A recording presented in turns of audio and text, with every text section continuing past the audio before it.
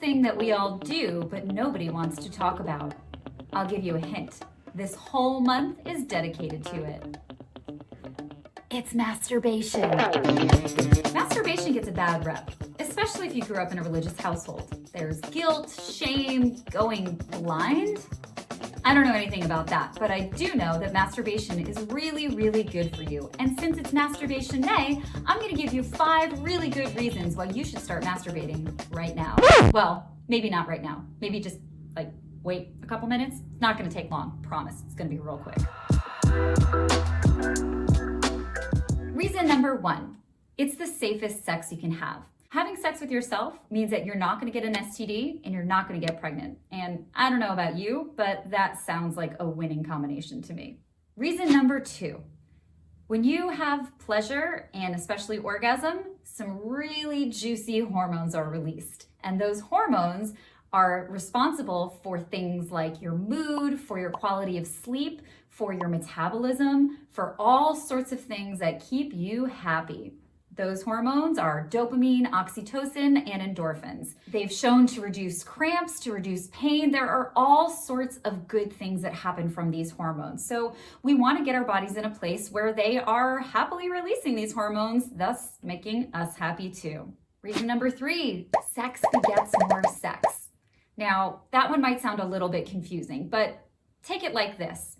Have you ever had a piece of cake that was so good and just everything in your mouth was so good, the taste was so good, the texture was so good, all of it was so good that as soon as you were done with that piece of cake, you just wanted more? Well, sex is like that too. When you are giving yourself pleasure and you're experiencing orgasms, your body is gonna want more because it's good and your body wants to do things that feel good. And especially if we go back to reason number 2 with all of those hormones being released, we want that to happen again and again. Your body craves those hormones being released. So what's an excellent way to release those hormones? Sex. And masturbation. Yes. And the more you do it, the more you're gonna learn about pleasure and the more you're gonna give your body pleasure and then the more pleasure you're gonna want. It's like a happy vicious cycle. Is that even a thing? Happy vicious cycle? Viciously happy. Let's go with that. It's a viciously happy cycle. Reason number 4, learning how to pleasure yourself means better sex for you with you and with partners. This is probably my favorite one on the whole list because there is nothing more important than understanding your body. How can you possibly expect to have good sex with anyone else if you can't have good sex with yourself? So masturbation is the tool that is used to do that. That's how you can love yourself up. You can explore your body. You can experience what feels good, what doesn't feel good. You can find all sorts of different ways to turn yourself on, and then you can share that with your partner. What a gift is that? The gift of knowledge. Cue the more you know. Reason number 5. This is definitely saving the best one for last.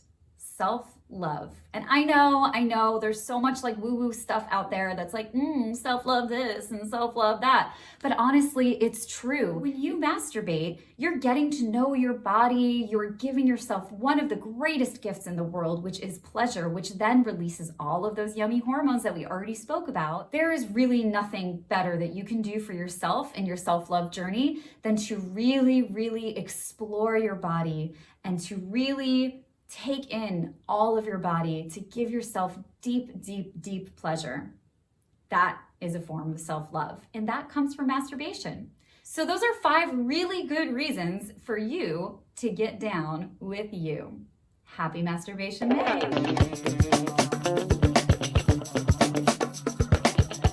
Hello, it's me, Kevin Vonesper. Welcome to VonPod. I guess this is my Valentine's Day special, so I sort of put up a red background in celebration and put my tie back on. I didn't go with the eyeliner tonight, but the night is still young. We'll see how it goes. This is gonna be I think this is gonna be probably the best episode there because I don't know where it's gonna go, and I'm very excited about that. Let's just bring her in. Are you all good to go? Give me a thumbs up. All right. Arielle Zadok, hello. Hi, hello. Where do I even start? Well, I guess we could start at the beginning. Many, many, many moons Yeah, ago. we went to high school together. Hmm. We haven't really talked since high school. Well, I don't even know if we really talked in high school, but we knew each other. Yeah. But we didn't know each other that well. Hmm. I think you were a year or two ahead of me, so there was kind of like that gap. But we were all in the arts and the performance scene, so that's where we would cross paths. Yeah. And we had a And pretty good scene too for a yeah, high school, it was not a performing arts high school, but like no, let's just say sports was not really our strong suit, but performance was. yeah, that was so funny about like growing up in that high school environment is that you have all the stereotypes of like high school from TV and like, John Hughes movies. And then Hmm. it's like in our school, you're kind of like the dork if you play sports because we sucked. Yeah. And I thought that was like hilarious because then, I was like the weirdo in a punk rock band and like I got as much clout as you know, as the sports people. Yeah, we had really talented people in our school, and we grew up right outside of New York City. So I always say that it's probably because you have people that come from all over the world to move to New York City to make their dreams come true. And usually Yeah. they're pretty talented. And then they find each other, and then they get married, and then they have a baby, and And then then they they move moved to to the places like suburbs. Rockland or Yeah, Westchester or Jersey right. or Long Island. And so oftentimes you'll find the kids in those areas, they're gonna have good genes. Like, I've never thought about it like that, but I guess that does make sense. yeah. I don't know where I came from because no one in my family except my brother is like a performer at all. Mhm. My parents didn't play music or they hardly listened to music. Okay, my mom stopped listening to the Beatles when like Sergeant Pepper's came out. She Wow. thought that was like too wild. So, I She was mean, done. she's gotten back into it now, but I don't know where I came from. Yeah. We had like cops and like some of them played bagpipes. That was about There it. you go. There you Yeah, go. yeah. Those bagpipes are hard. Don't knock a bagpipe. N- There's I a lot they going are on. they are very loud. I don't know how they work actually. I am impressed with anyone who could play them. Um, but you better play it well because otherwise it's just really obnoxious instrument. It's like the violin, like, you gotta Oh, I play like the that. No, violin. I love the violin, but if you don't play it well, Right. not great. Yeah, Not a because not like a not a great guitar, sound. like a guitar you can like turn down Yeah. while you suck. Those instruments are just acoustically very loud And screechy. They're just and loud and screechy. screechy. So, you know, bless the people in homes of those who have learned such instruments. Right, and I am not one of them. I play the guitar and some other instruments a little bit, but not really violin. I still outsource those. Mhm. That's fair. Oh my God. So, okay, let me show this picture, I guess. This is Ooh, like, did you dig something up? well, this I think you've seen. This is I my did, double yeah. exposed high school talent show photo. Yes, I love this. I'm trying to remember what I did for that one. Well, that's where I've dug into the archives. Do you have archives? I don't know if you want to do this now or I do, later. I do. You want to Oh just my jump god, into it I now? do. Yeah, I It's gonna actually be so I embarrassing. have this entire show You on do? two different camera angles. You do? Although one of them kind of stinks, so I just have one exported for your performance. I You want to have guess what you did? nothing. I feel like I may have, so I don't think this is the one that I danced, because there You was didn't one that I like dance. pulled a straight up Britney Spears, and I got some friends Hmm. who were in like one of the dance teams, and so we choreographed stuff, and I was singing and dancing all at once, and people didn't know that I was really singing until I told them afterwards, and they were like, "Wait a minute, you were singing?" And I was like, "Yeah." What was the song? Oh, it wasn't Oops, I Did It Again. It was like one of those early, early ones. Uh, I gotta think of, I oop, think it was the one where she wait, was in like oops, the I red did it again. jumpsuit. Wasn't that like, oh, Stronger? No. No, no, it wasn't Um, Stronger. Someone help us in the chat. Oh my God. Somebody Where's just Jamie? start that I think it was from like that first album of Britney Yeah, Spears. I'll figure it out. Yeah, we'll figure it out by the end. This No, one, it wasn't that one. Although I do have some other tapes that I didn't digitize yet. I don't know if you're on them. I don't know if it's the full show or just my parts of it, you know? I have nothing from those days. My parents actually just moved out of their house in New York in the same neighborhood as Patrick. Literally today they left. They signed Really? yesterday. They left this morning. And I do have some tapes here. I don't think any of them are from talent shows. So Mhm. anything you got, I would love to have. Oh, well, yeah, I can give it to you. I think this is the only thing I have of you. Yeah. I had also digitized, like, a Java Jive from, like, a month Oh my before this, God. but you weren't Yeah. on it, I so don't that think was yeah, disappointing. I don't think I did Java Jive. Pat was, though, I forgot about that. He did some, like, uh, what do you call it? Like, not slam poetry, but, beat Oh, poetry. You know, there was yeah. some bongos and bass, and Yes. Oh, I it would was love to pretty see that. funny. I feel like we should set the stage for that Yeah, because that sure. Well, I was don't have that ready to go, but oh, you can I talk know, about but it. just for Java Jive so you can like feel the things. Mhm. This was in our library. It was our English teacher who I have like a whole story with him, not a Yeah. bad one. Okay, good. 'Cause he Good seems one. pretty cool to No, me. he was I great. I He was took his, theater. I don't know what theater class he did. Didn't he do a theater class? It was he like did, and then he took over theater after men's. okay. I think that's his Yeah, name. that makes sense. Yeah. I did the theater class, and we did a dialogue as our final project from Glengarry Glen Ross, Oh and it God. was just us, like, saying the F word a lot in school. It was pretty cool. Fantastic. Yeah. Anyways, that Theater. was my story with him. Theater kids. I But wasn't really a theater kid, though. no, I'm saying theater, comma, Oh, kids, yeah, because you yeah, get to yeah. curse if you're doing a scene. Exactly. Even though we totally messed it up. It was, like, first period, come on. You I can't, like, love that. really It's drum up early. that kind of, It's like Al Pacino 7:30 in the energy in morning. first period, yeah. No, thank you. But anyway, so Java Jive was in the library and it was like a coffee house kind of thing. So Patrick doing a whole bongos and whatever, that's fitting. That's cool. But that's not the video that you have. This was on our proper No. stage. But I This was think this about a was month later on our proper stage, yeah. yeah, I want to say this was probably like there I'm was like guessing you one were a Janet Jackson. senior. Oh, I was a I'm senior. guessing so. This was Maybe. 2000, so I don't know if you know Oof. what I graduated in 2002. I I graduated in think this was Pat's 2001.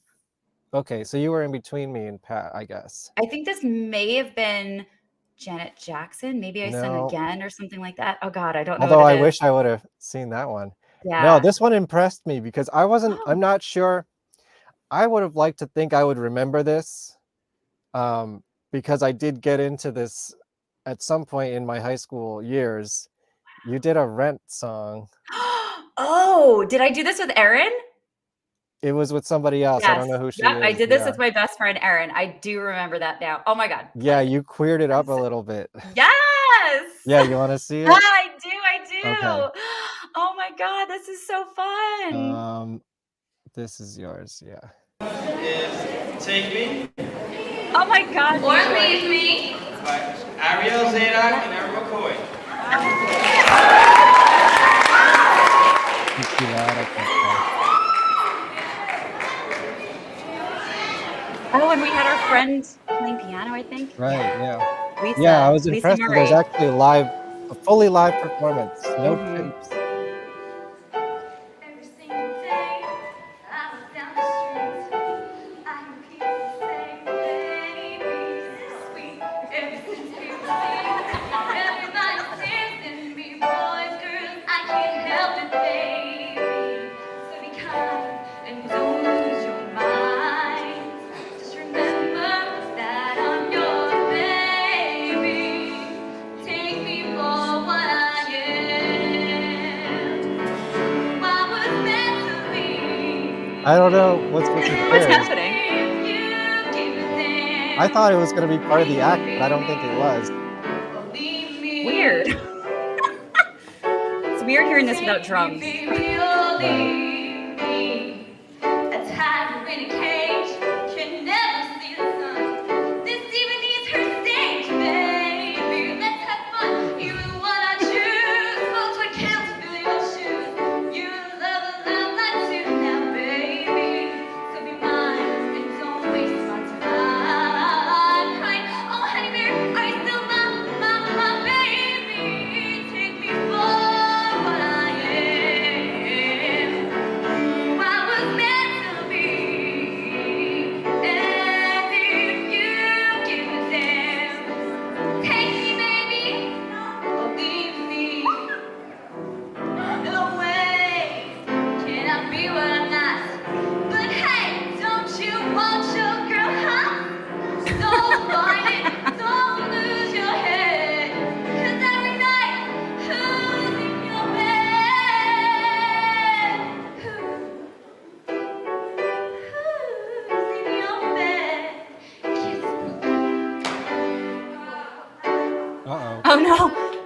Literally, it won't work. Look how bad she is. Dude, there was a lot of technical difficulties in this show. Oh my God, high school.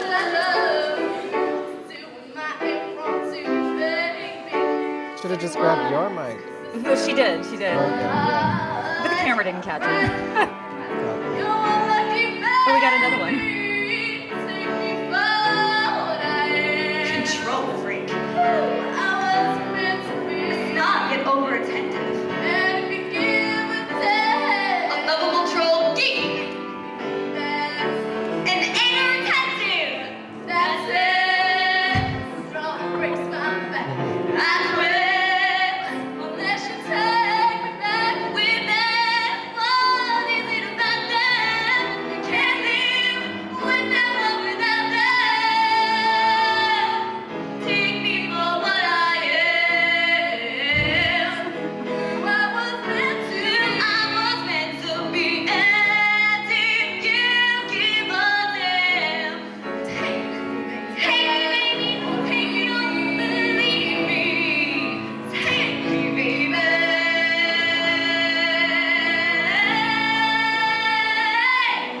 Believe me. Guess I'm leaving. I'm gone. Oh my As God. far as the mic goes, at Yeah.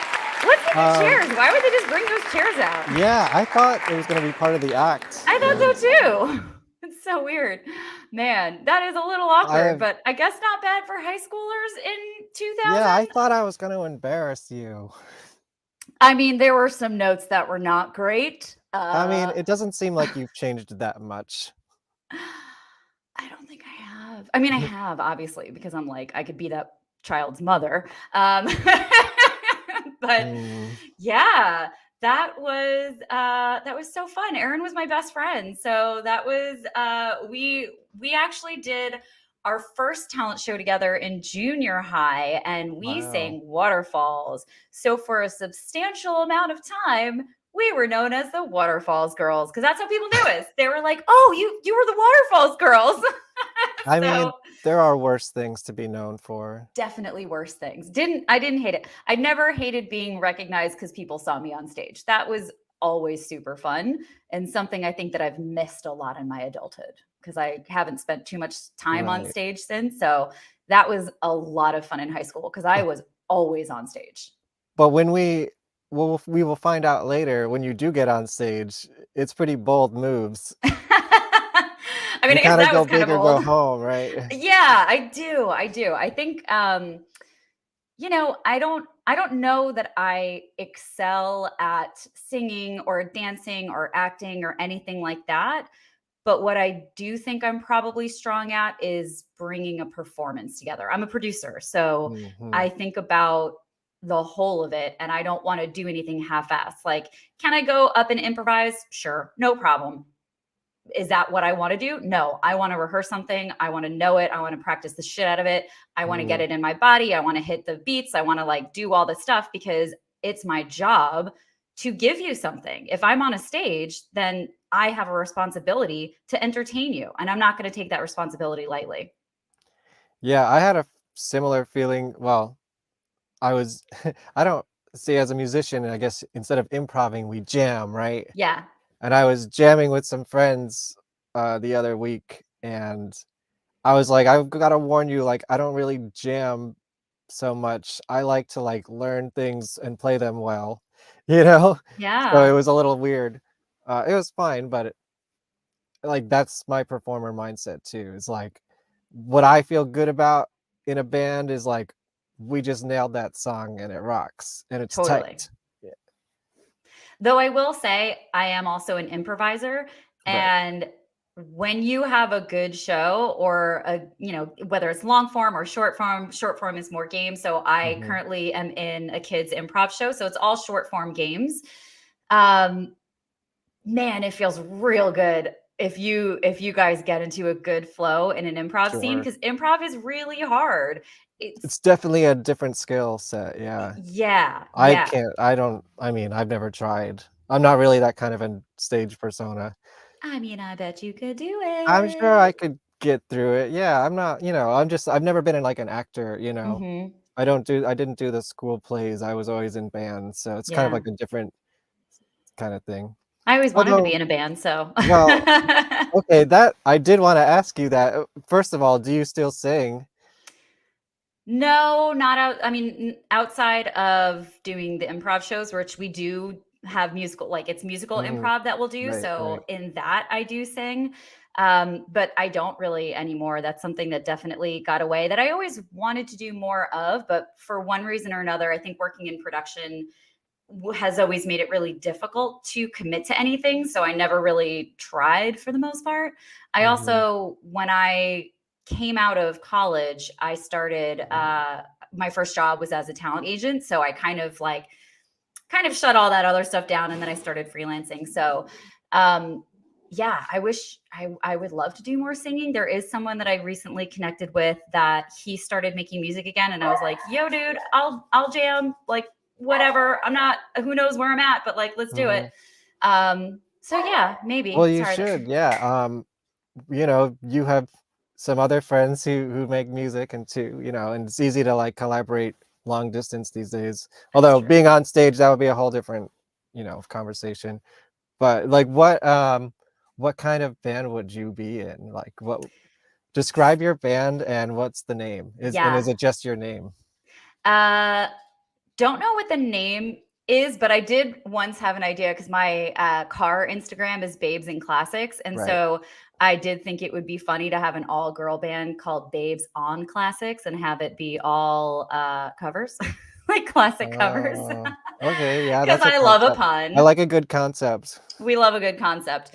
But yeah, I really love funk and soul and things that I can kind of belt out to a little bit and jam with. So All right. probably, but I there's so much that I like and there's so much that I connect with that it's hard for me to be like, I would just do this genre. But if I had Sure. to choose one, it would be like it would be that like monophonics in terms of like modern bands, monophonics, St. Paul and the Broken Bones, like they have that old school soulful sound and they do jam and they Mhm. they have some fun, so probably something like that. I would be quite happy to be a backup singer because I'd get to dance too and I'm into that, so yeah, Yeah, I've I known like the some dancey background stuff. singers. Yeah. It's an interesting life. I gotta watch that documentary still. What is it? 50 Feet from Stardom or Oh yeah, yeah, yeah, I did watch I that forget came the out a few number. years ago, right? Yeah, yeah. But Yeah, like I know some people who have lived that life too, and they're just kind of like the background singers are usually way more talented than the person up in the front. So yeah, that's they got to like, carry it. yeah. Yeah, that's got to be frustrating. I mean, I'm a Leo. I would love to be up front, but like I would have fun hanging out in the back and have a good time and get to That's play and, yeah. Well, I want to encourage you to explore that, thanks. even on like a part-time basis, because I always like to encourage people to make art and especially music, because that's what I relate to most. Yeah. And Uh, there's a lot just when you said making art, there's so much imposter syndrome involved in that, but all of us do have the capacity to make art. And I have, in essence, been making art for my whole life. I started dancing when I was 4, and I didn't really consider myself a dancer until I started pole dancing. And I was a couple years into it. And then I had this moment when I looked back at my life and I was like, wait a minute. Of all the things that I've done more dancing than anything. I used to think of myself more as a vocalist, probably in high school, because I was singing so much and doing all that kind of stuff, like all those talent shows and whatnot. But, and I did a lot of theater. So I thought about that yeah, as I was gonna myself. ask, were you like in the school plays? Because I forget. Yeah, I was Yeah. in What did you all the do, school plays. Um, or what did I we do? We did, I didn't do one my freshman year, I don't think. No, I because don't I think was a I was there cheerleader yet. also. So Hmm. I did basketball and football season, so it was a lot. So I don't think I did the first year. The second year we did Little Shop of Horrors. My Hmm. third year we did oh God. Oh, it was a Marilyn Monroe movie on the train with the Uh, two guys that were dressed as women. yeah. I It's on the forget. tip of, it took place in Chicago. Some Like it hot. Some Like It No. Hot. Yes. That's it? Oh my Yes. God. You did it. Some Yes, I Like It did Hot. it. I So never also even seen it, and I probably saw that production. it's great. It's really, I'm not really sure. fun. Yeah, So Some Like It Hot, and then Grease was my senior year, and I I played think I Marty in remember Grease. Grease. Yeah, that was so much fun. We Who are you had in Grease? Marty. I I was don't the know who slutty that is. one. Oh, typecast. Always. My first show in high school, my first high school play, I was a hooker on Skid Row in Little Shop of Horrors, and my parents Wow. were so proud. Yeah, My dad wow. told me I was the best little hooker around. I That's an awkward conversation. Not for me. I guess so, I yeah, mean, I well, make them feel awkward all the time, but right, yeah, and you probably still do, or are they used to it now? oh, they will never get used to it. No, no, they hate it. My mother hates it, but I don't care. Okay, so there's so many directions I can take this right now. Yeah. W do we wanna talk about pole dancing, or do we wanna talk about sex? Whatever you're So, I feeling, mean, we're man. gonna go to both We're eventually, going I don't know which everywhere. We're one. going everywhere. Yeah, should we maybe has it been too long since we've titillated them with a video? You think we should see some of your Sure. pole Titillate dancing? away. Tit Let's see. away. Yeah. Um, I don't remember which one's which. I know I pulled one and you sent me one, and one's a live performance, but let's start here. Oh, there we go. So tell me about this and doing pole dancing. Yeah. So And when did this develop? I started pole dancing in September of 2019, and that was because I wanted to take a burlesque class, but there was only like one, and it was close to me, but the timing wasn't convenient or whatever it was, something like that. And so there is a pole studio that's pretty much right across the street from my house, and I was like, all right, let me just try this. And I went to a class on a Saturday morning, and that was game over. And I was like, yep, this is what I love to do.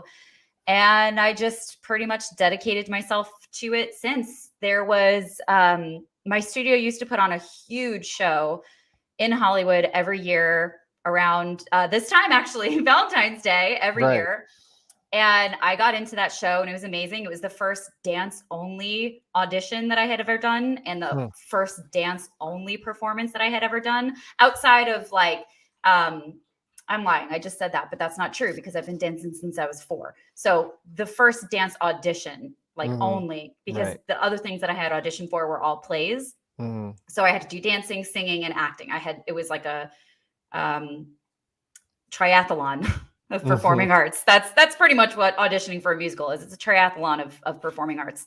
So yeah, I got into that show. It was amazing. And a month later, the world shut down. Right. Yeah, I was like, good timing, right? Yeah, all of us that went through that, especially if it was our first, it was called Rise the Night. If that was our first Rise, all of us were like, thank God it happened when it did. Because we would have never had that experience. I performed in front of it's a huge theater.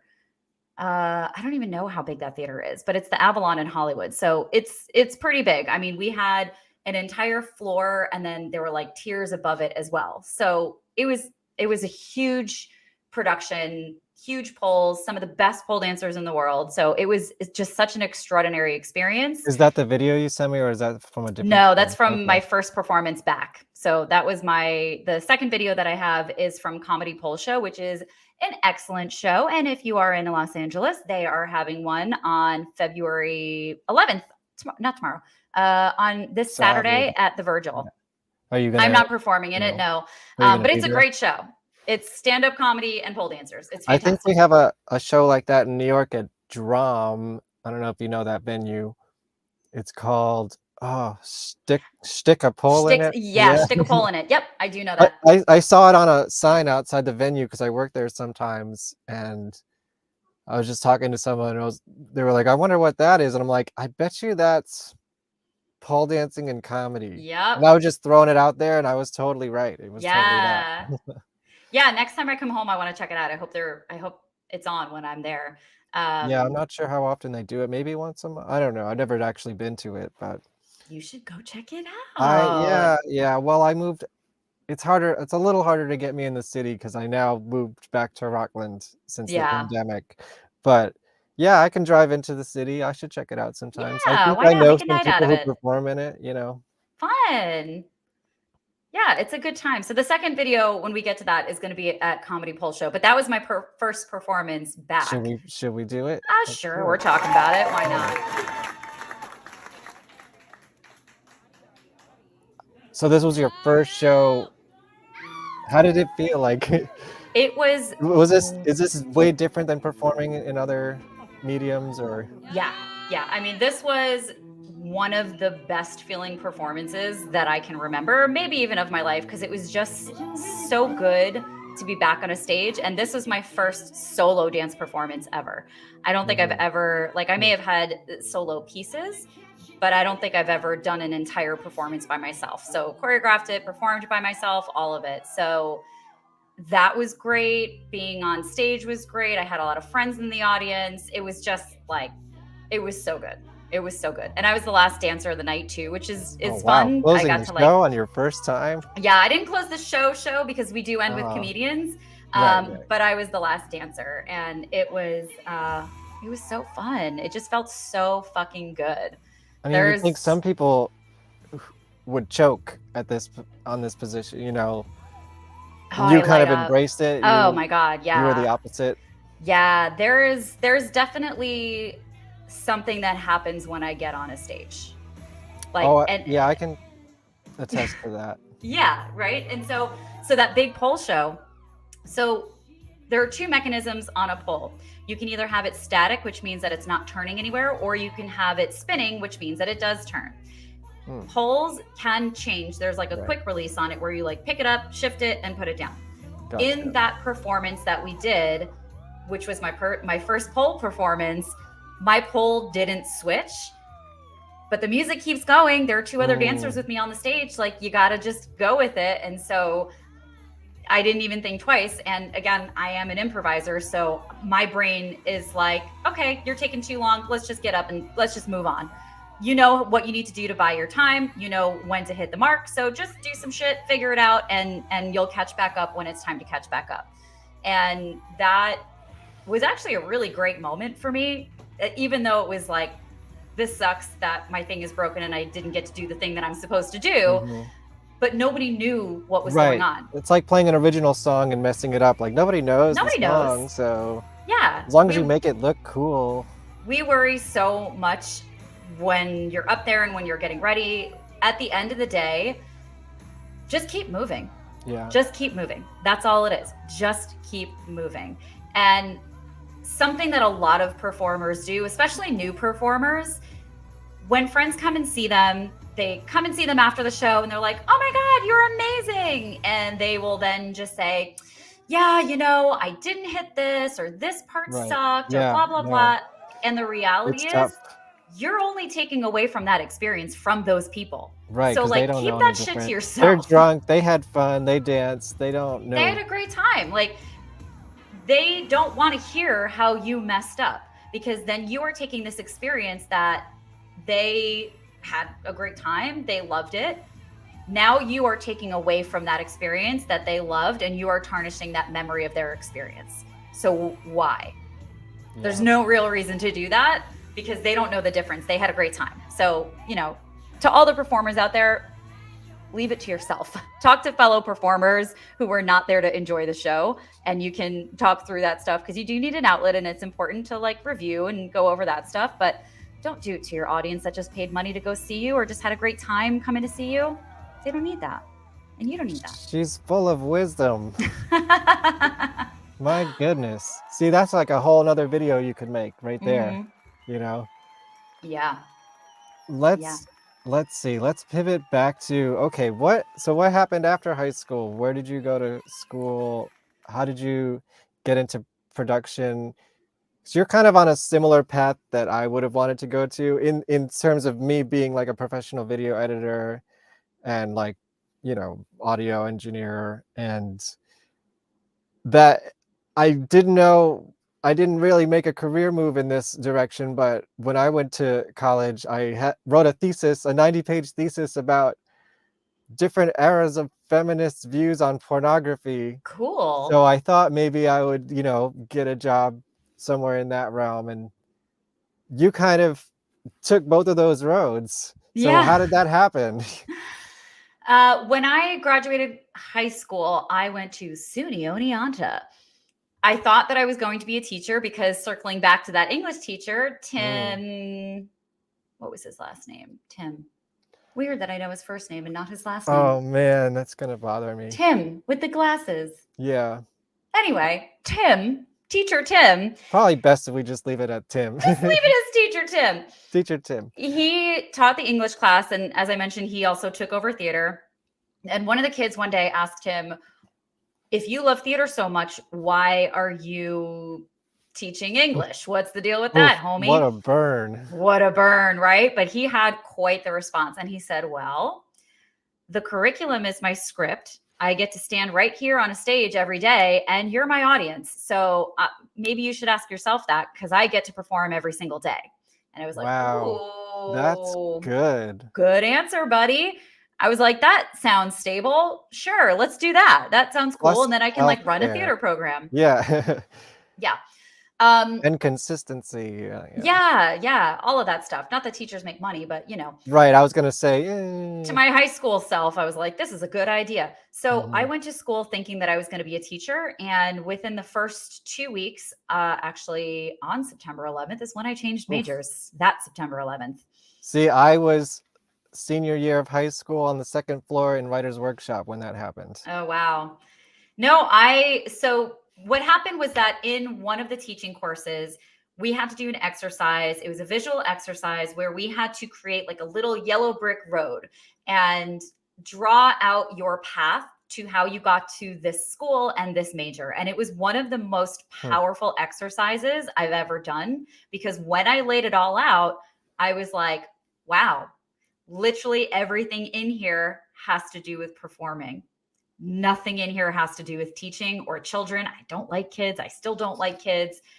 I hated babysitting. Yeah. I mean, I hated babysitting, but I did it because that's like what I was supposed to do. Like, you know, all of those things. Mm-hmm. And so after I looked at that, I was like, well, I got to go. This is not right. And so I wound up going into production because I also didn't want to be a starving actor, which to a degree, I also probably just maybe didn't have enough faith in myself as an actor, but it wasn't a bad idea. So I always joke that I went into production because I didn't want to be a starving actor. So instead I wound up being a starving PA. Right.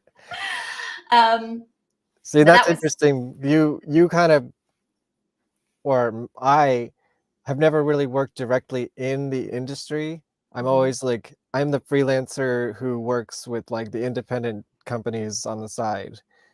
And so I've never really had that door open for some reason. I don't know why. It doesn't really make sense, but yeah, I mean, I'm always on the edges, man. I'm punk rock like that. Yeah, see, there you go. I mean, it works for me, I guess. It is. You know, I work for the hair salons and make music videos and film shows and, you know, making a documentary and stuff. So. And there's a lot of value there. No, there is. If you get to do what you want to do, because you could also get caught up in the system and then you're not doing anything you want to do. You're just working as a grip when you didn't even want to do that in the first place, but you got in the job and then you got looped in. And yeah. And so I got into it because when I graduated college, I thought that I actually wanted to be a casting director. That felt like it made the most sense. I wasn't even thinking about working on set. I just figured that that would actually be something that would fit really well with me because of my background in acting. I pretty much have a minor in theater. So my major is in production. My almost minor is in theater, but I didn't want to, there was like 1 or 2 classes that were all essay writing. And I was like, I don't want to do this. This is dumb. I don't really need a thing. Mind you, I could have just stayed at school I graduated early. So I could have just stayed an extra semester and taken like 1 class and had a minor, like, not that it even matters, but yeah. So moral of the story is everything I did was production and theater. That was like my entire experience in college. And so I graduated, thought I was going to be a casting director. I wound up moving to Florida because I did not want to go home and live with my parents, and New York is very expensive. So I wound up moving down south to Florida. I did all of those things. Did you? Kind of. Live down home. Yeah, the opposite of what you. Yeah. Well, you were avoiding. I was very independent too. So I would not have been able to go from a situation where I was living in a house by Right. myself up at school. Because also, as soon So as you I went could straight move to off Florida? campus, You never lived in New York City? I did for periods. And I also, my dad does some real estate in the city. And twice he has wound up selling apartments to people that don't Mm. live in them, which means that he Mm. winds up being the caretaker, which means that I have an apartment in the city. Oh, So that's a good it deal. works. It's worked out very Yeah. well over the I'll years. tell you, I lived in Astoria for 15 years and I came out with less than nothing. Yeah. And things were not great before the pandemic. New York City is a tough, ugh. Yeah. So, I was in Greenpoint for a little while, but this was after I lived in New Zealand. So when I got back from New Zealand, again, I whoa, was when did you live in Whoa, how did that happen?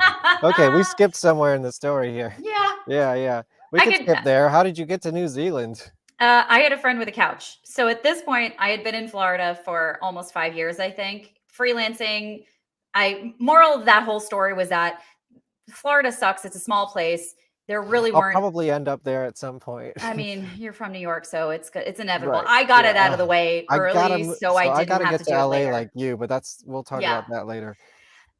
So I became a talent agent instead. So my internship was as an agent, not an agent. It was supporting a talent agency. And the guy that owned it was like, as soon as this is done, I would like to offer you a position as an agent because you're badass. And I was like, yes, please. So I Yeah. did that for a couple of years. And then I started freelancing after that, coordinating, PAing, all that, going up as an AD and a producer like that. I've parallel pathed the AD and producer track. So at this point, I'd been working for a few years. I really didn't want to be in Florida anymore. I was thinking I was going to go back to New York. I had a friend that what he would do is work at bars, make his money, and go fuck off to another country for however long a visa would let him do that for. Mm. And then he would come back, make his money, and do that again. So he was in Australia at the time and was like, hey, come and visit. And I was like, I just got back from Europe because I worked with a bunch of Germans and, I had the opportunity to go to Europe and hang out. And I was like, great. As part of a production? It was after a production. So I had a Mm. friend, all of this is back in the day with Facebook. I had a friend that posted that she Facebook was going to still go. exists? You mean I know, but I MySpace? don't like it. I don't go on there. Oh, No, I I mean know. Facebook. Okay. So, I mean okay. Facebook. Yeah.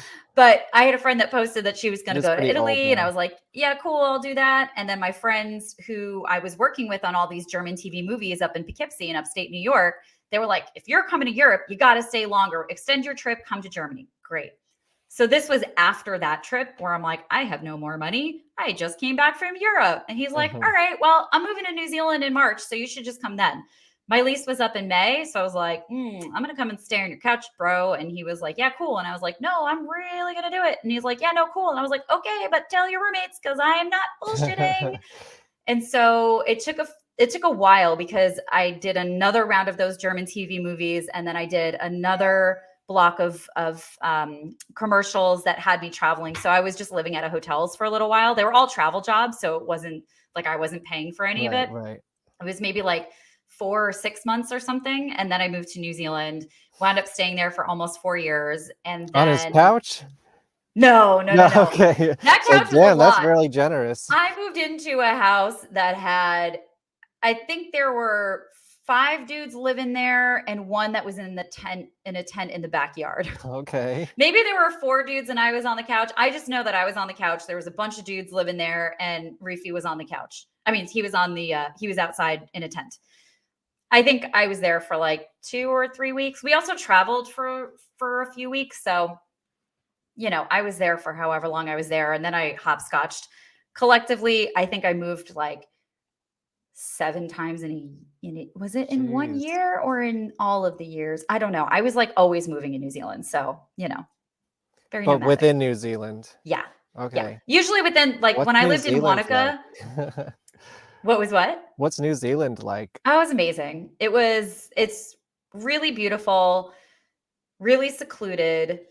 It's not as back in time as it used to be because of the internet and things have just changed, but it is definitely different. It's more European than Australia. Australia is very Americanized. So if you look at the two, you can't compare them, but everybody does. So I'm going to. Australia is way more American influenced and New Zealand is way more British influenced. even though they're both part of the Commonwealth, but Hmm. just, culturally speaking.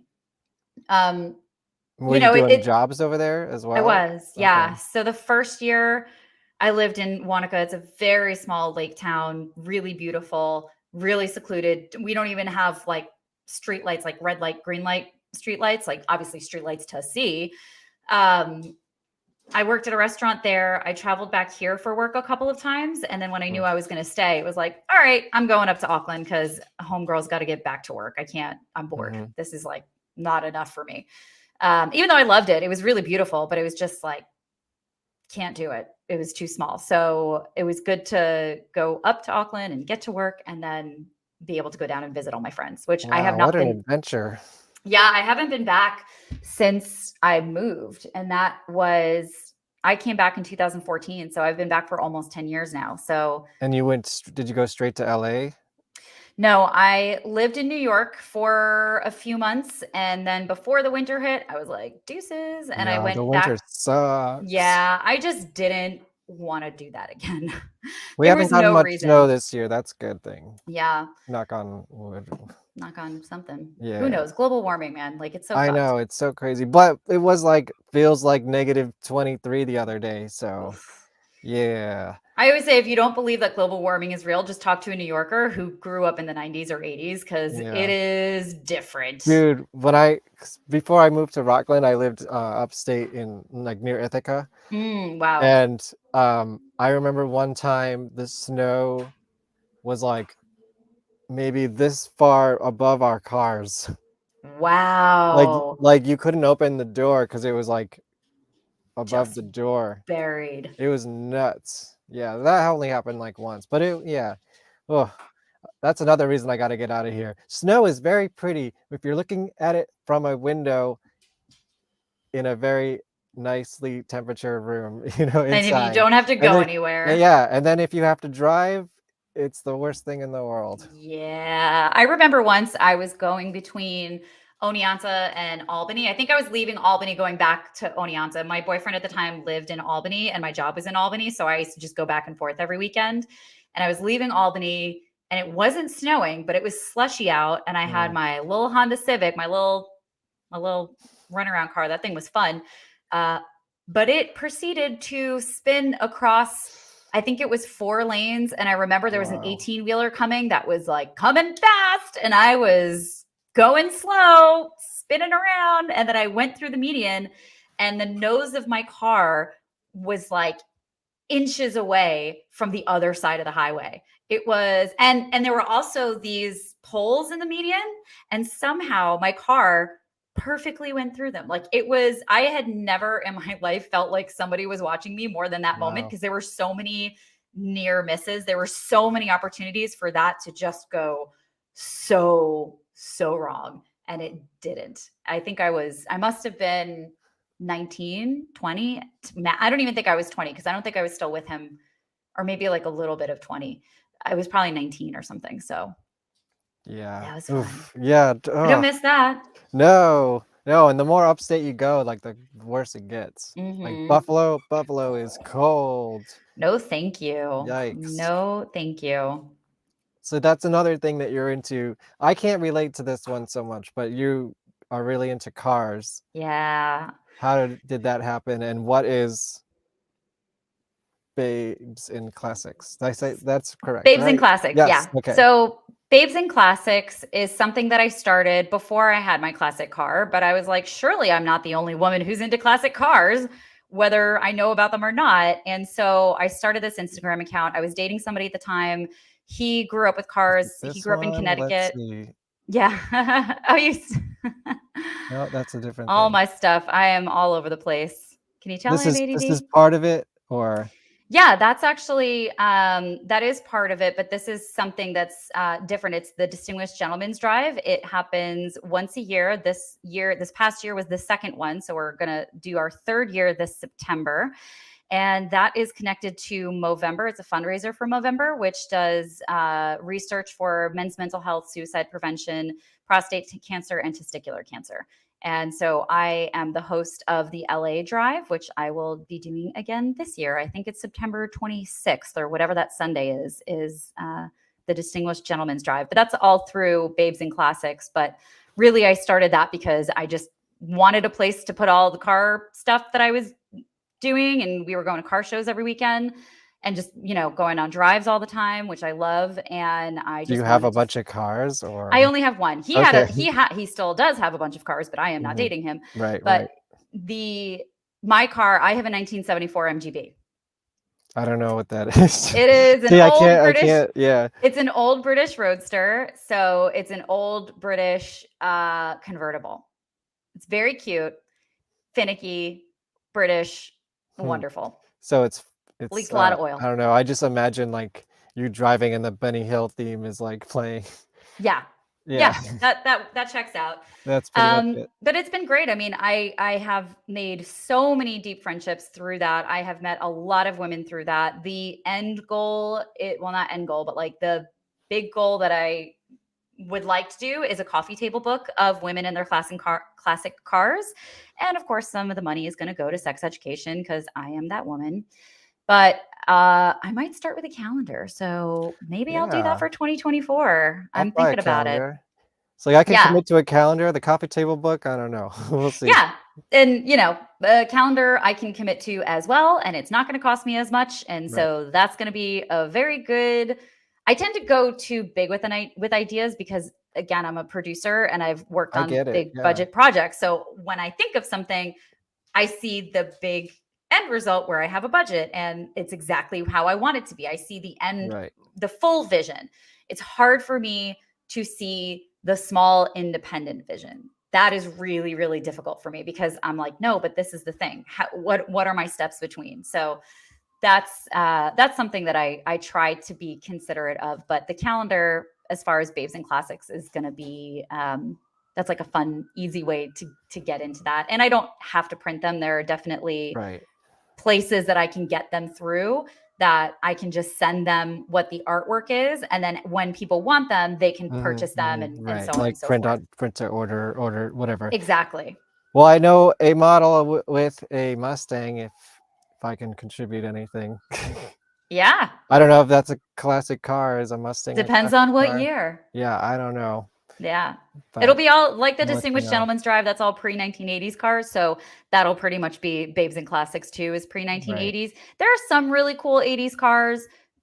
I'll, we'll see where that goes. But I would like it to be like the older ones. I'll find out. I'll find out. Yeah, find out. Well, that was sort of a good segue.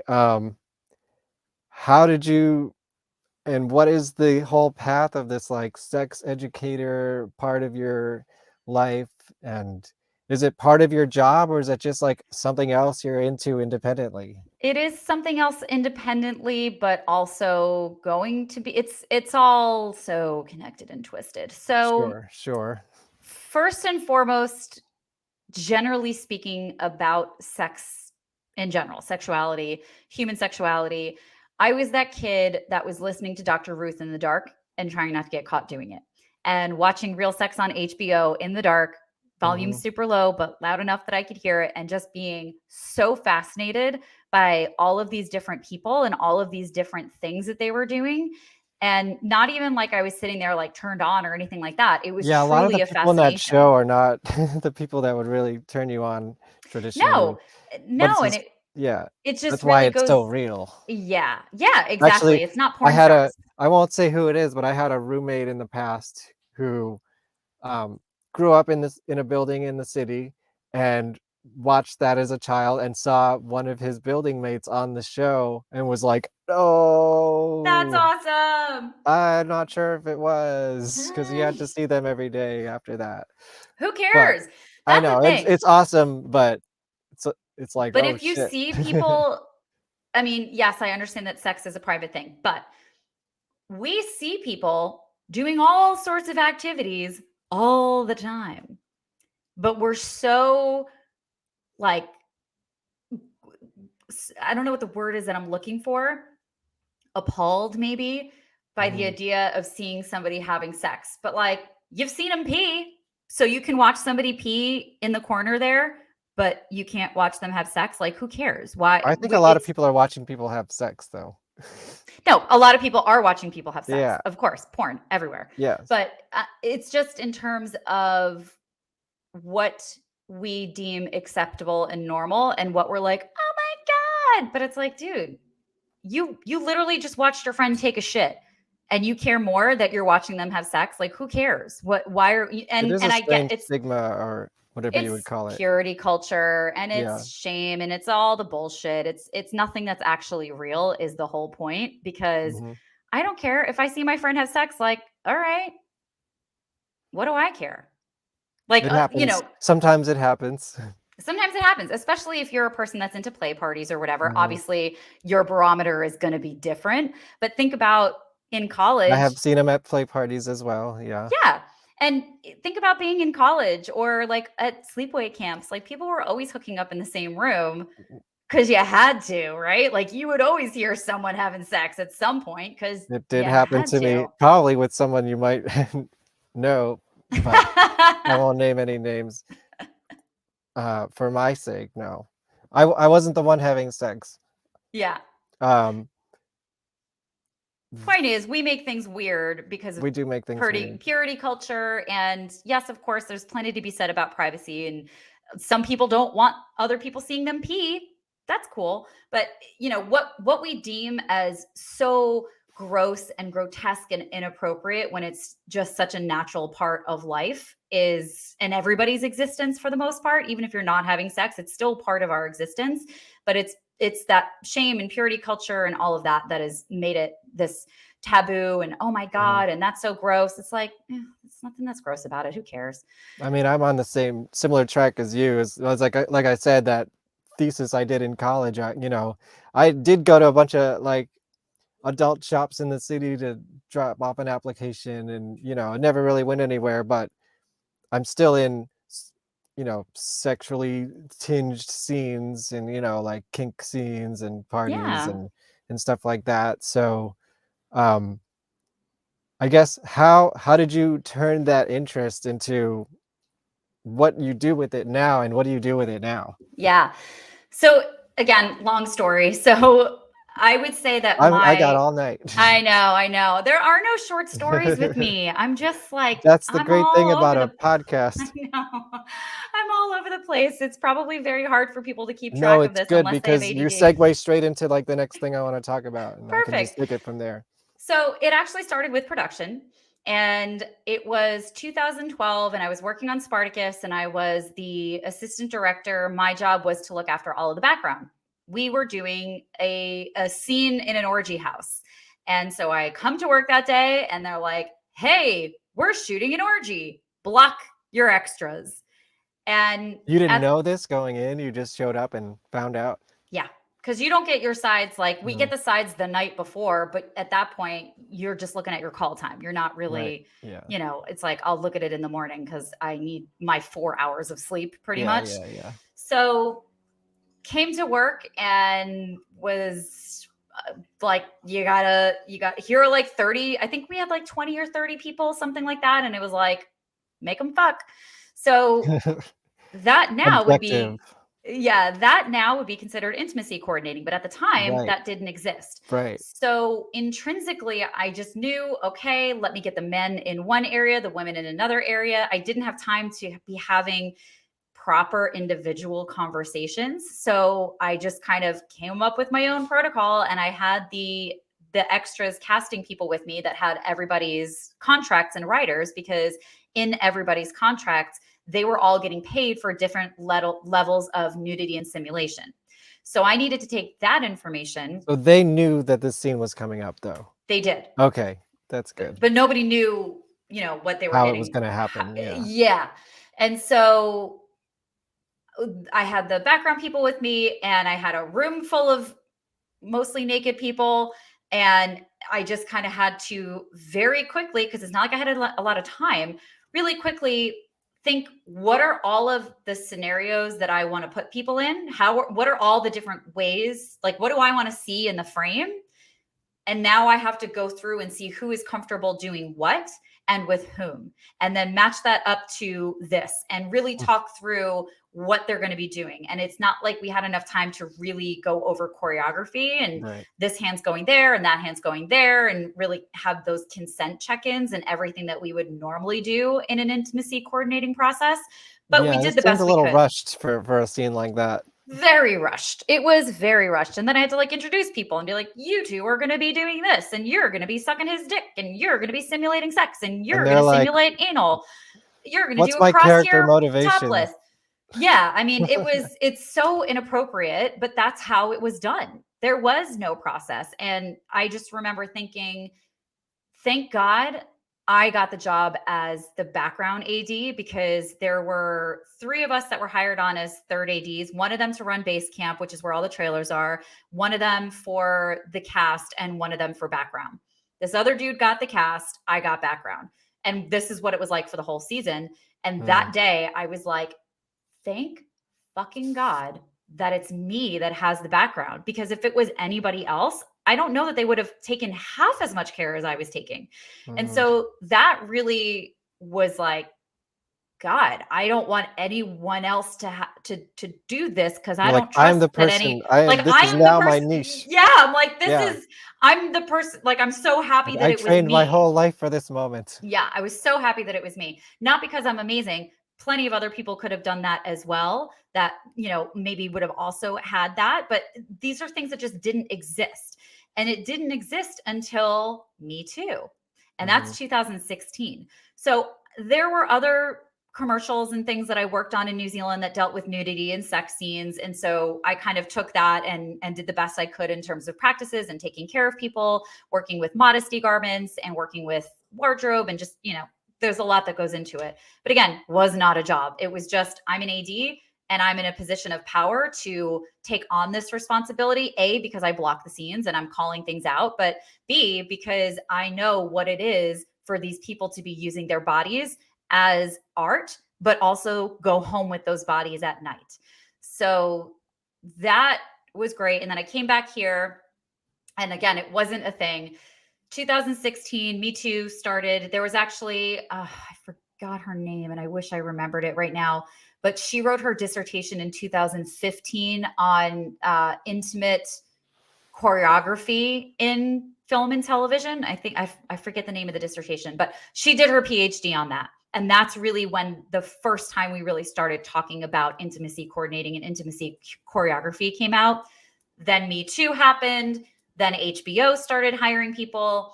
And so I'm watching this whole process happen, and I'm not able to do anything because A, I was in Florida, and like, quite frankly, Florida sucks. And like, I couldn't even really get jobs for the level that I was at, because I had up leveled so much in New Zealand that the jobs that I was willing to take, there weren't enough, because there's not enough jobs to go around. I did wind up working as head of production at a production company. So that was great.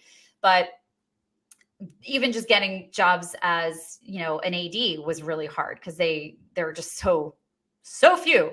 Right. And so I really didn't have the money. So when they did start going and opening up programs, I didn't have the money. It is very expensive to go through a program. Didn't have the money. Maybe I missed the deadlines, even though still I didn't have the money, because I had just moved back from a different country and I was still trying to get on my feet, because again, this is 2 years later, but it's still. So it was just a series of all of these years of not being able to get into a program, because when I moved to LA, they weren't taking anybody in LA, because they're like, we have too many people here. Because again, studios weren't hiring this position. It was so new. I moved to LA in 2018. So it only been around for 2 years professionally, even though I'm like, but I have done this job. I have had to do this before. I know what this is, but I couldn't get into anything. Very, very frustrating. Then the pandemic hit, and obviously all of the programs shut down, everything shut down. And there were different schools that had popped up, or not schools, but programs that had popped up. There was no accreditation at the time. SAG in 2020 did put together their guidelines and protocols and requirements. So that was a huge, huge step forward. 2022, they actually came up with an accreditation system for these programs. Again, huge, huge, huge step forward. So now these programs do have proper accreditations. But over the pandemic, even when they were having just these little workshops, again, couldn't get into one. there was one that I think this is the thing that just like totally turned me off. And then I was like, fuck all of this, because I had been waiting on the minute to hit purchase as soon as it went on sale, and I still couldn't get in. And I was on wait lists and I still couldn't get in. And I was like, this is fucking bullshit, because there are people that are out there working that, like, good for them. And I'm so happy that they're working. Like, but I deserve this. Like, Not this even is I deserve not this, deserve but it's you. like, You I've been trying for Yeah. longer than you've even been in the industry. right. And it's so frustrating that I can't get there. So I had to kind of walk away from all of that, because I was just getting so bitter and frustrated and like, fuck this system, because I am qualified to do this work. I know what I'm doing outside. I just, took my own sexuality classes, read books, things like that, outside of being a professional in the field. 15 years as a producer and AD, cast, talent agent, cast myself, like all of these things, right? So over the pandemic, I got a job working at the company that I work at, that I will not say out loud, running health and safety. Right. And so that's one of the most intense things I've ever done in my life. But it was making policy, running policy, managing exceptions, interpreting local jurisdiction guideline. I mean, like, I can't even begin to explain what it was like to work in COVID, managing COVID for television shows these last 3 years. But along the way, I did start taking, like, I kind of switched gears, because I was like, okay, well, I'm here. I'm going to be doing this. I'm going to be getting money, because now I have a stable job, because I'm not freelancing anymore. And so I decided to switch gears and go for sex education instead, because I was like, you know what? If I can't do intimacy coordinating, because I can't get into these fucking programs, then I am just going to be a sex educator, because Back I was to being already a teacher. back to being a teacher. Yeah, I full know. circle. Full circle. Because when I was leaving New Zealand, I got my certification in holistic health coaching. And the interesting thing is, the first business name that I came up with was Love and Wellness, because I was thinking I was going to work with couples, but then I just got like so far down the rabbit hole of like food and all this stuff that was like not really what I wanted to be doing. So it was really like, I just kind of went through weird stuff around 2014, 15, 16. Like, it was a weird few years for me transitioning out of New Zealand, and all of that was a part of it. So here I am, 2020 at this point, and I have, multiple health certifications already. I'm working in a studio in a safety position. And now I'm taking classes in sex education and getting certified as a sex educator, taking additional classes. I'm currently in a sexuality counseling program. And finally, I am in an intimacy coordinating program. So I've completed one level, I'm in a second level, and and that's at one school. And then there's another one that I applied to last week that, I have to go through an interview process and stuff like that. But all of this is to say, and all of this story is to say, that who I am now applying for this has so much more knowledge and experience, and especially dealing with the dynamics of working for a studio and working so closely with labor reps and the unions and legal and employee relations and medical and production executives and casting and like all of these people. It's interesting the way things go. So where I used to be like so frustrated that I just couldn't get there. I couldn't get to the training part, now that they did actually put something together, because also I just have a very high level of integrity and ethics that for sure hurts me, because if I didn't have it, I would probably be doing the job. But Right. I just can't. If there is something out there that has the proper training for something, I can't bring myself to do it without going through the proper channels and giving myself the proper training, because at the end of the day, if I were to do that, I am doing a disservice to the cast, to the production, and to every single person involved. So, that's just, it's kind of neither here nor there in the early days of it all, because I could have been doing it. But for me, it's always been very, very important that I actually go through the channels that exist, because I don't ever want to be showing up to something ill prepared, especially something as important as intimacy coordinating, when you are working with a human being using their body as a tool, and you're trying to keep the integrity of the creative, and you're trying to keep the integrity of the production intact. So where I am now I have a lot of education around sexuality. Now I have a lot of education around the studio system. I've got, that many more years of experience behind me, which at the end of the day is going to make me so much better of an intimacy coordinator, or with anything that I do, than I would have been back then. So it's all connected, and it's all building, and all it's happening. all, yeah, it's interesting how it all comes together, because I can't, even with production, I could not choose one path. I am not a person that can do one path. So I didn't want to choose between production and ADing. And I'm like, I'm going to do both, but I'm not going to be a producer who can AD or an AD who can produce. I'm like, no, I'm going to be very mindful about how I'm switching between these two roles. And if I feel like I'm doing too much of one, I'm going to try to focus on the other, so I can strengthen myself in the other field as well, so that I am just as comprehensive as one as I am the other. Which is, some people have done that, not many. I think a lot of people can do the other one, so they sometimes do the other one. So Right. yeah. I think this is a perfect moment to play another video that I wanted to play, which is your PSA. Oh yeah. And I wanted to tell you that I was in the middle of I was in my studio room doing a photo shoot with a model. When I saw it, she was in the other room putting on a very sexy outfit. So it was like perfect timing, sort of, I love It's that. like, remember, don't fuck up, Mm-hmm. So Oh, I love that. I'll play it for You a the man audience. who works with women at all? Well, I've got 3 easy ways for you to avoid sexually harassing or assaulting them. We're talking coworkers, clients, colleagues, bosses, direct reports, acquaintances, friends, partners, ex-partners, friends of ex-partners, friends of current partners, even the barista that you see every now and then that keeps screwing up your order, but damn, she's cute. And the receptionist at your dentist that you would see every 6 months if you actually went. 1. Stop saying shit. While many people do like a compliment, it is completely inappropriate to comment on someone's looks in a professional setting. So saying something like, boy, you look hot in that, is completely inappropriate and 100% off the table. Photographers, I'm talking to you too. 2. Hey. No touching. This includes putting your hand on a shoulder, a thigh, a waist, the small of a back, which you men love to do. None of it is okay. Okay?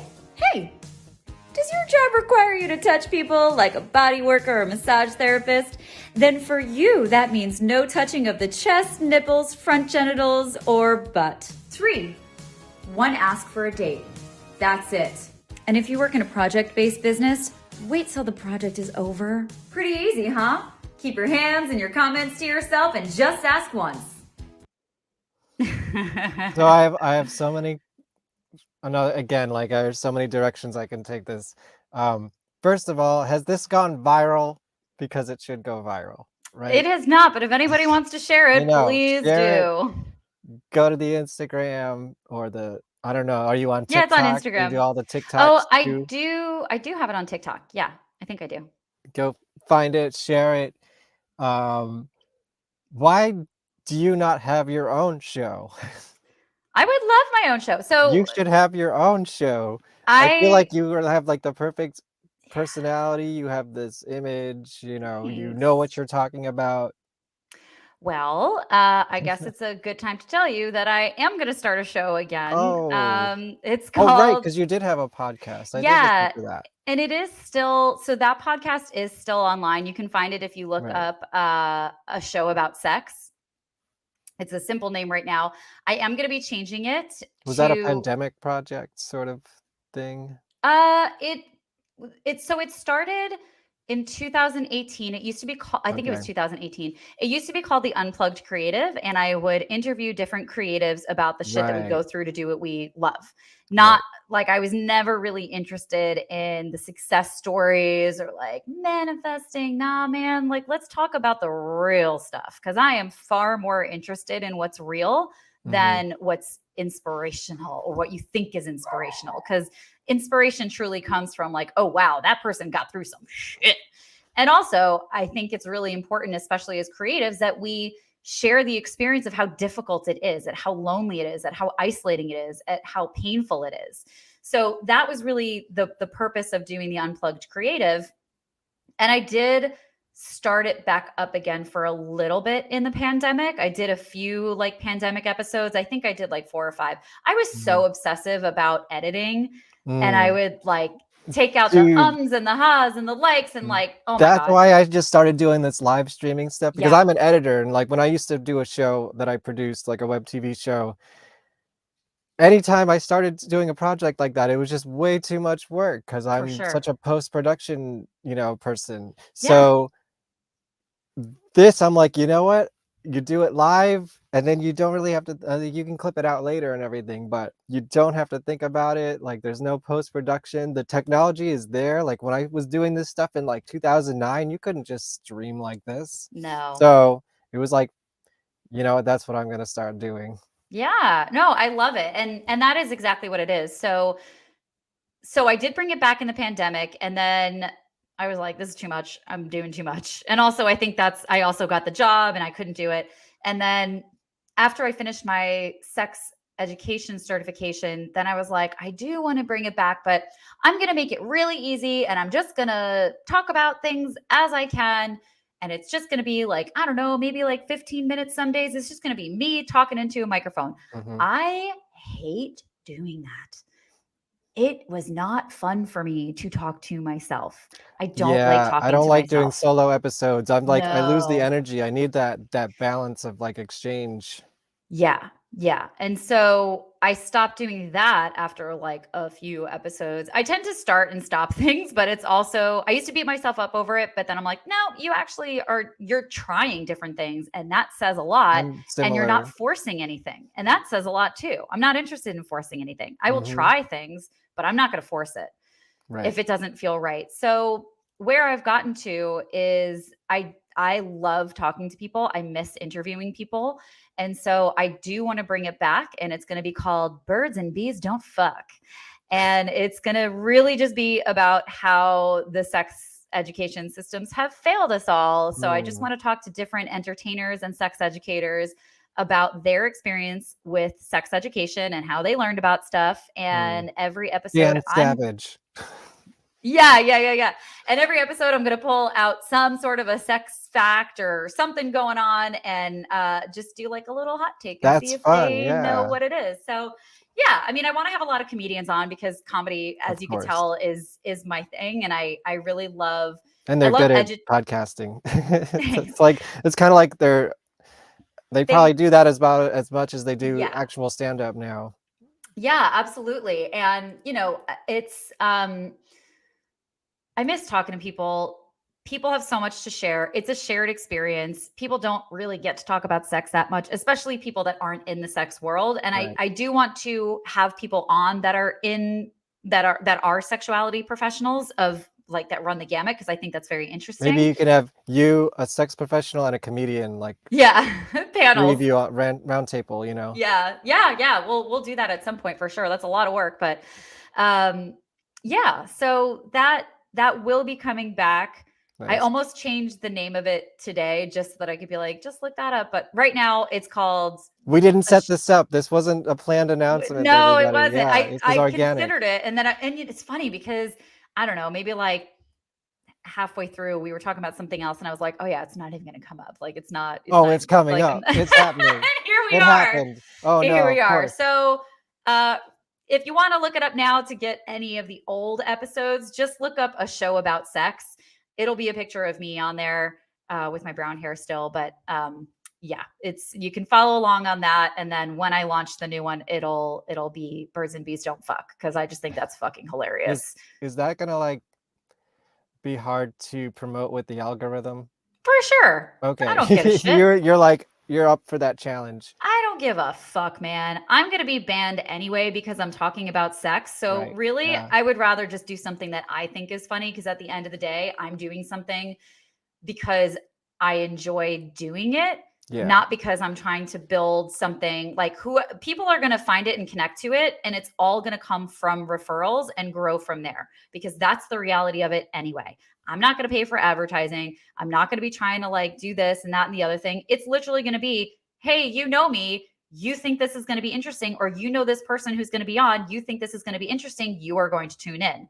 That's really, I'm not trying to, like, I'm not going to be discoverable anyway because I'm talking about sex. So I might as well just do something that I personally That's find kind of how I feel hilarious. about these shows. It's like, Yeah. well, sometimes I'll get a couple thousand people who have seen it, and sometimes I'll get like 10, but it was fun for me. So, Yeah. you Yeah. know, so Exactly. here's where I can pull up some slides that I have prepared. I stole some pictures from your, Oh, I don't fun. know, Instagram or This is so wherever. fun.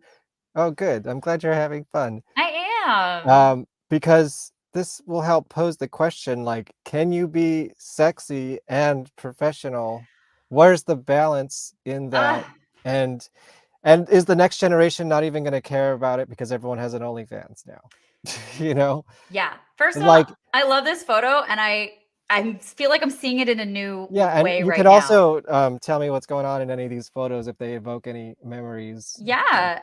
Well, this was at a photo meet that I just started doing because I just wanted to take photos and I just think it's fun. It's a performance. I never like how my photos come out. So that's the challenge. But that's why I'm saying, You like, mean as a subject? as a subject, I Yeah. don't think I photograph well. But now Yeah. that I'm seeing this, I'm like, this is a rad photo. This Like, is a it's so great weird to get those photo. different perspectives. So Yeah. I don't know. So thank you for giving me that gift of seeing You're myself in a new welcome. light. Okay.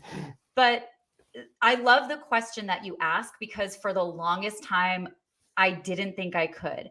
And I host sensuality workshops that part of it is sexuality coaching and the other part of it is pole dancing. It's a lot of people's first, yay! It's a lot of people's first experience with pole dancing.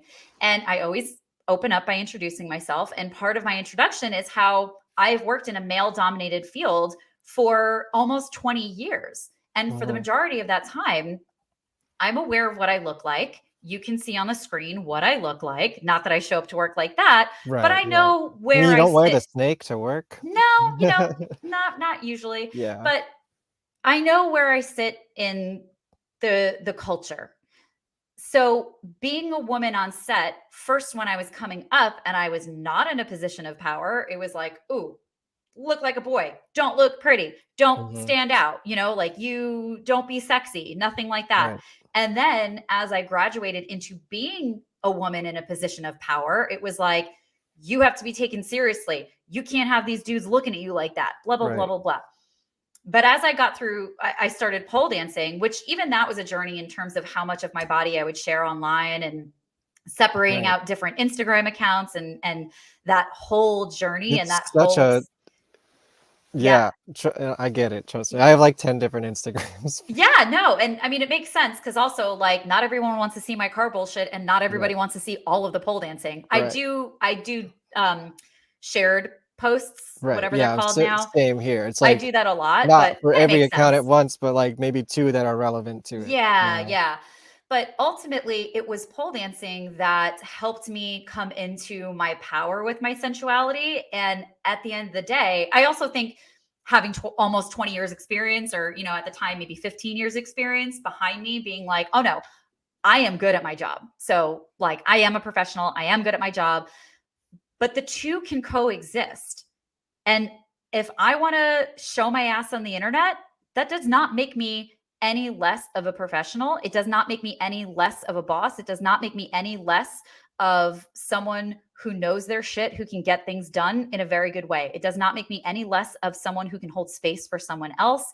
I mean, look at that booty. I mean, Love that. I This is like know, the best photo of me that's ever been taken. and that's one of the reasons I took it because I saw that you captioned it that yourself, hmm and I was like, yeah, I could agree with that. It's a fucking great photo. I'm like, I how mean, is that even why me? would you This is deprive the amazing. world of this, right? I'm saying, and especially as an artist, which I'm still getting comfortable calling myself an artist, but truly I am. I've been making art my whole life Mhm.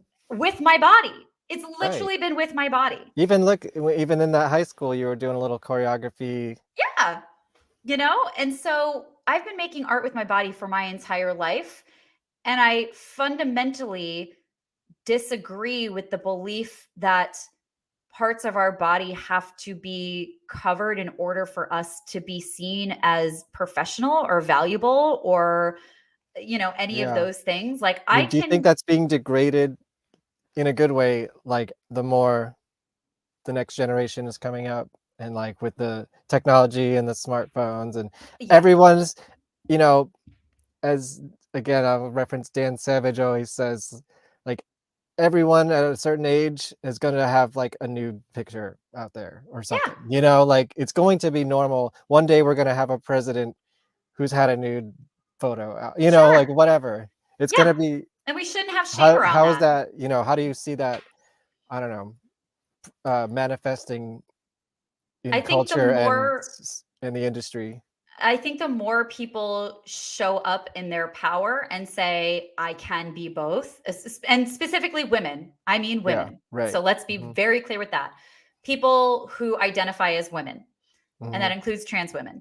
yes. I think the more people show up as their full selves, and if your full self happens to include using your body as art or using your body to make money or whatever you want to use your body for, as long as it is you that's making that decision, the more we show up as our full selves without that shame and without that purity culture holding us back from being our full selves, the more empowered everyone around us will be. So, my own journey, I know from people saying stuff to me, my own journey has inspired other people not to like take off their clothes and be whatever, but for them to show up in a way that feels authentic to them. And there was a time for sure that I was like, oh my God, I can't show my butt online. And now I'm Mhm, like, who cares? It's a butt.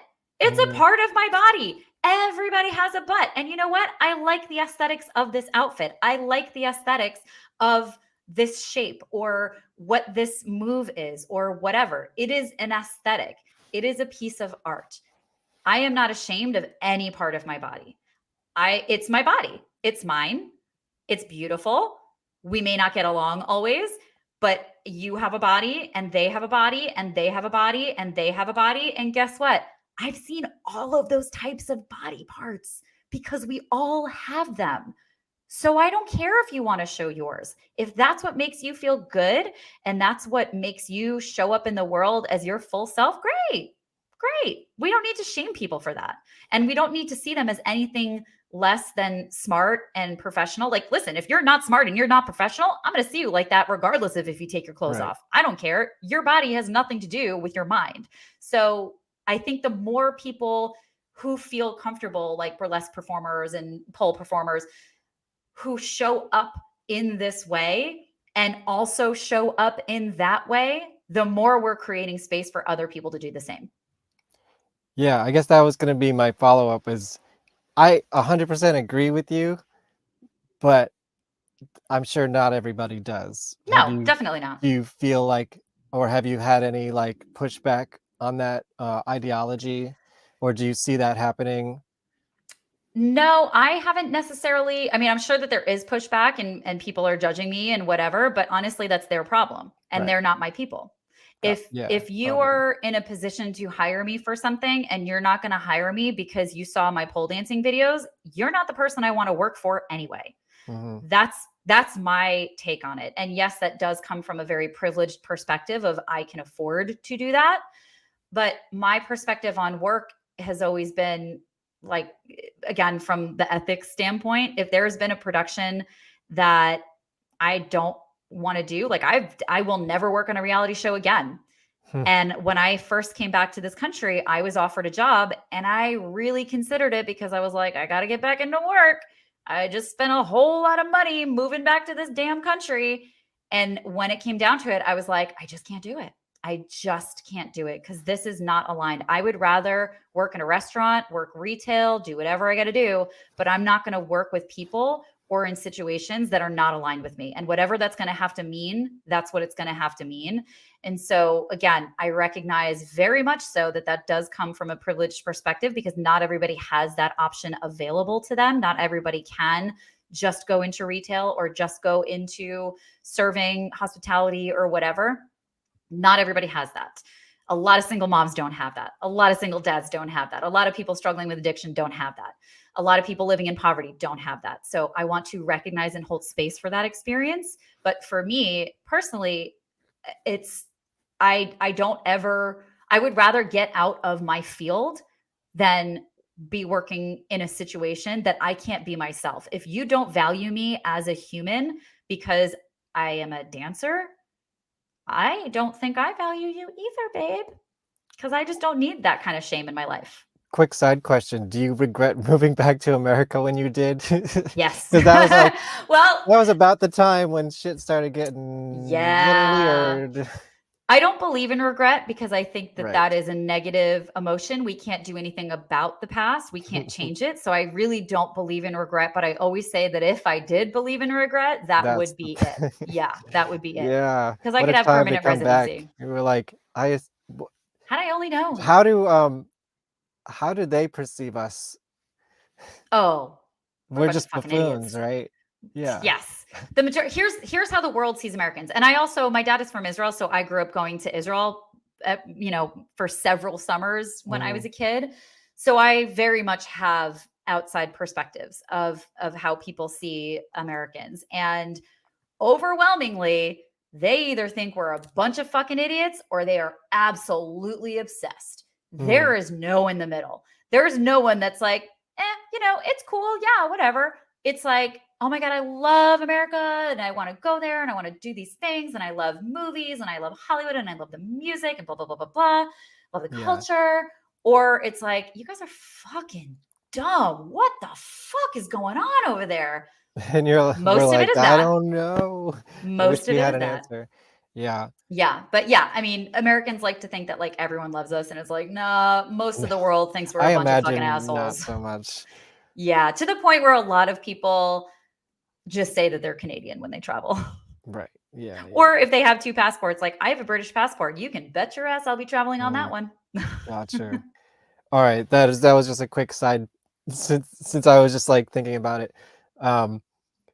So it's almost Valentine's Day. Can we talk about dating and that Sure. kind of stuff? Yeah. So I know you mentioned before intimacy coordinators didn't happen until the Me Too movement. How do you feel dating? Do you think dating has changed since that moment? And it's interesting, I guess, from my perspective, because I haven't seriously dated or even like really tried to date for many years. And last time I had a serious girlfriend or, a consistent partner or whatever was before the Me Too movement. So I'm almost like, well, let me see what happens. I don't know. How has Yeah. things changed and how should we approach that? I think a lot of people are confused. I think there are a lot of men who kind of don't know what to do, which is like, bro, you should probably check yourself if you don't know what to do. It's very easy to ask someone, is it okay if I kiss you right now? Yeah. Is it okay if I put my hand there?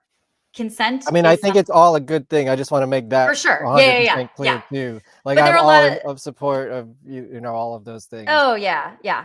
But there are a lot of people that are like, I don't even know how to do it anymore. Like, nothing is even okay. It's like, no, bro. It's just that being aggressive without checking in is not okay. Like, putting people in situations that they're not really consenting to is not okay. So, that's what's not okay. But I think now people are thinking more consensually. Yeah. A lot of weird stuff happened with the pandemic. So, we That can't, also, we yeah, can't, I'm sure. it's so we had Me Too. And then we had the pandemic. We've experienced so much Yeah, so that trauma. didn't help my situation either. So Yeah. it was just We've like, just let me just not like I'm worried about myself, more just like let me just work on my own shit for now, and if it 100%. happens, it happens. Yeah. Because this is the time to do it. Yeah. And so much happened over the pandemic in terms of people really reevaluating where they are, what they want. Yes. Do they Yeah. want to be in a relationship? What type of relationship? I think that a lot Can more, can that relationship last yeah, the lockdown is also, I'm sure I a lot of think, people came together and or broke up through that oh, time yeah, period. yeah, a lot happened. But overall, I think we are in a period where people are now starting to understand that there are a lot of different ways to be in relationship. And it doesn't have to be man, woman, child, picket fence, Yeah. dog, all of that. People are engaging in all sorts of different types of relationship, different types of monogamous relationships, different types of non-monogamous relationships. They're exploring sexuality and where they are on the spectrum in different ways than we didn't have as much space for before. Thank So, God. yeah, thank God, Finally, because right? Like, I've been waiting for culture to catch up to my ideology for too yeah, long. I understand the need for labels, I'm not especially if very you're traditional, I marginalized. suppose you could say, Yeah, yeah. I agree with that. I'm not very traditional either. And I understand the need for labels, but also I think people are allowing themselves to flow between labels. There Mhm. so many people have It's to catch yeah, up it's still. interesting, like, reading dating profiles, you kinda see in just a few things that they say about themselves, like, it's almost like code words. Yeah. It's like, "Okay, if you say this, you probably are not gonna understand me." Yeah. Or, like, Yeah, you're coming to this at a different perspective than I would, because I like definitely. to see every relationship as a completely unique thing that could change with time and situations, and that's I think that's better than just expecting everything should be one way, and here's the start, here's the end point. It's like, Humans no, aren't that that doesn't make way. any sense It to at doesn't. all. How could we possibly all fit into the same box? Yeah, And how could you think about all of the ways that you as a human being, just take the last 10 years. Look at all of the ways that you as a human being have changed over the last 10 years. Granted, your core values have probably stayed the same, which is why those core values are right. so important when we're looking for partners, because your values generally don't shift. Those things generally don't change that much, but everything else does, including your Mhm, sexuality. mhm. You could be straight and then all of a sudden you're starting to get feelings that you didn't have before with someone who is maybe the same gender as you.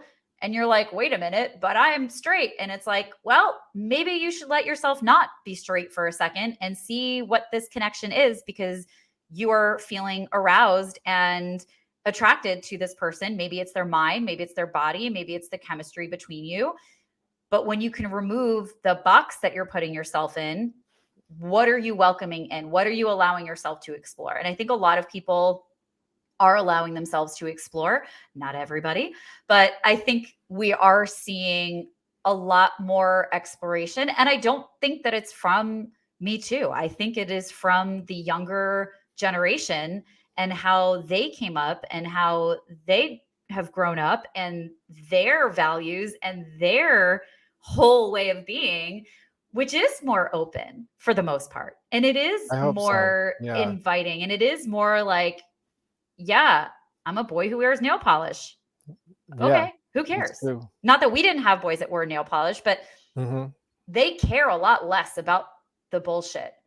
They are children who grew up in complete trauma. Like my sister's kids, my niece's birthday today, and oh my God, I didn't call her. I texted her this Uh-oh. morning and I didn't call her, and it's so late. Holy shit. I am the worst. This is what Just say you were ADHD is doing a like. very important I show. know. This is what ADHD is like, is that you'll be like, I'm going to do this thing. I did text her first thing, but I'm like, Well, I'm if going to you call wanna you do a later. happy birthday, we could clip it out. Oh my God. I don't know how old they are, but She's 23, Oh, so okay, that's okay, she's that's probably out totally having a good fine. time, but I'm going to call her after this. Yeah, that's Um, not too late. yeah, Not in but LA time. well, she's in New York, so Oh, okay, yeah, it's getting there. yeah, I'm a bad aunt, but that's my life. Anyway, I don't even know where I was going with that. But oh yeah, Um, so they came into this world around September 11th, right? Mhm, And mhm. like it's been pretty shit since. And they've Yeah, lived man. through pandemic, they've lived through Me Too, Recession. recession, like they have lived in a lot of trauma.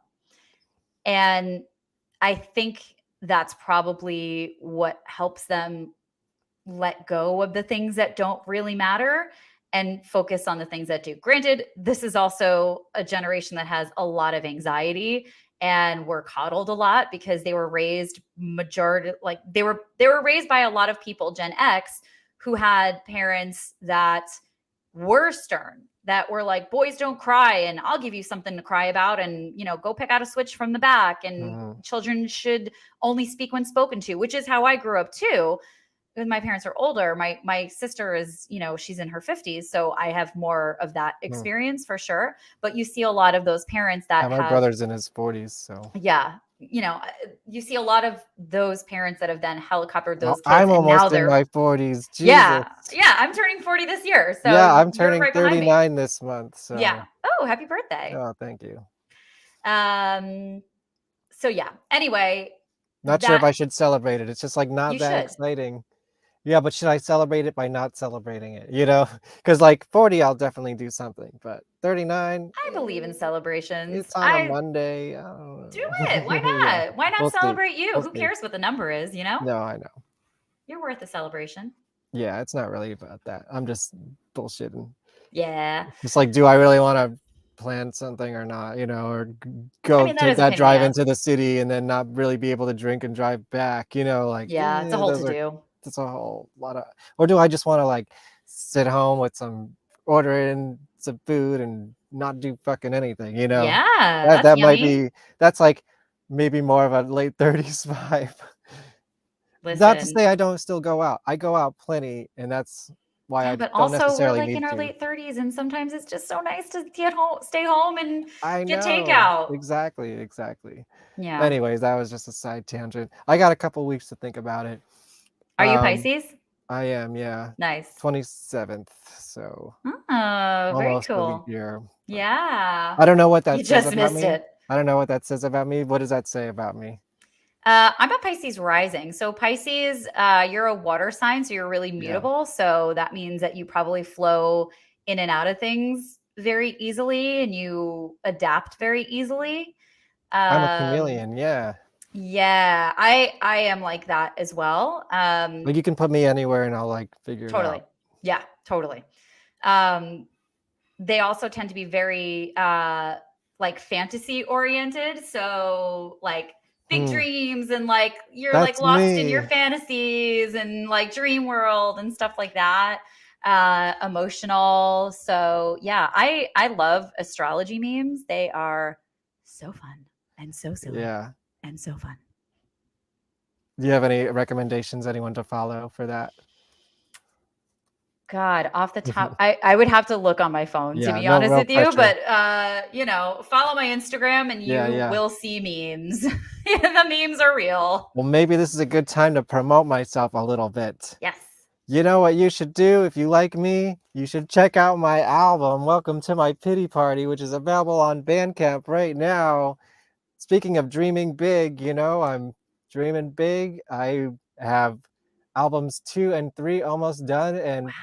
4 pretty much tracked out. So, like, Wow. I'm just like, I do have those big dreams. I don't know if I'm ever gonna get that hot tub by the studio. This whole album is a projection. I don't know if you've heard it or not, but Mm-mm.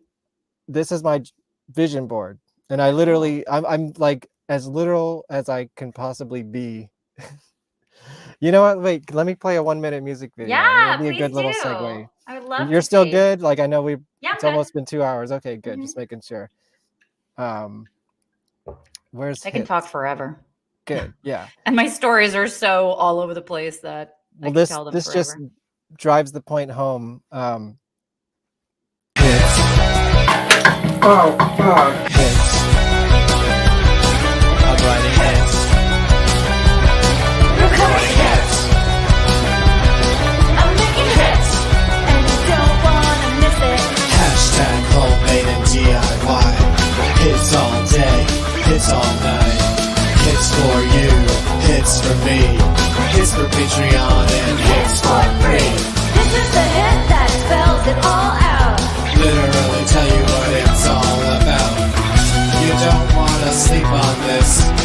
This song's a hit. I promise I'm okay. We're taking hits. Recording hits. Making hits. Hey, when the people want hits, you gotta give them hits. You know what I mean? Even though I have written a new Oh my God, I Yeah, love that's our that. friend Pat, is the Yes. narrator through my journey on it's like it's a story, you know? And it Mm-hmm. will be a video album, but Oh my God, speaking I of love dreaming it. big, I figured this was the perfect time to take it back to music and of course our friend Pat and some of the Yeah. people on this album do live in LA. I don't know if you know the Dresden Dolls. Brian Biglione from the Dresden Dolls Oh plays drums on yeah, that sounds tracks. super familiar. Yeah, I'm so bad at that though. that's okay. They're famous in certain circles. Yeah. Amanda Palmer, I don't know. that's the I'm songwriter. nice. Anyways, check it out. That was so fun. Thanks. Yeah, see, it's literally my vision board, this album, and then each album's a little different themed. Anyways, that's my little self-promotion. And this is a good segue I want to go all the way back to high school again. Okay, let's And do I think it. we could end it in that era again. Yeah. Um, and that's because I know I clipped out your performance, but I also clipped out my performance from that night. Yeah. Well, actually, I was in 2 performances, so this is sort of a mashup. Cool.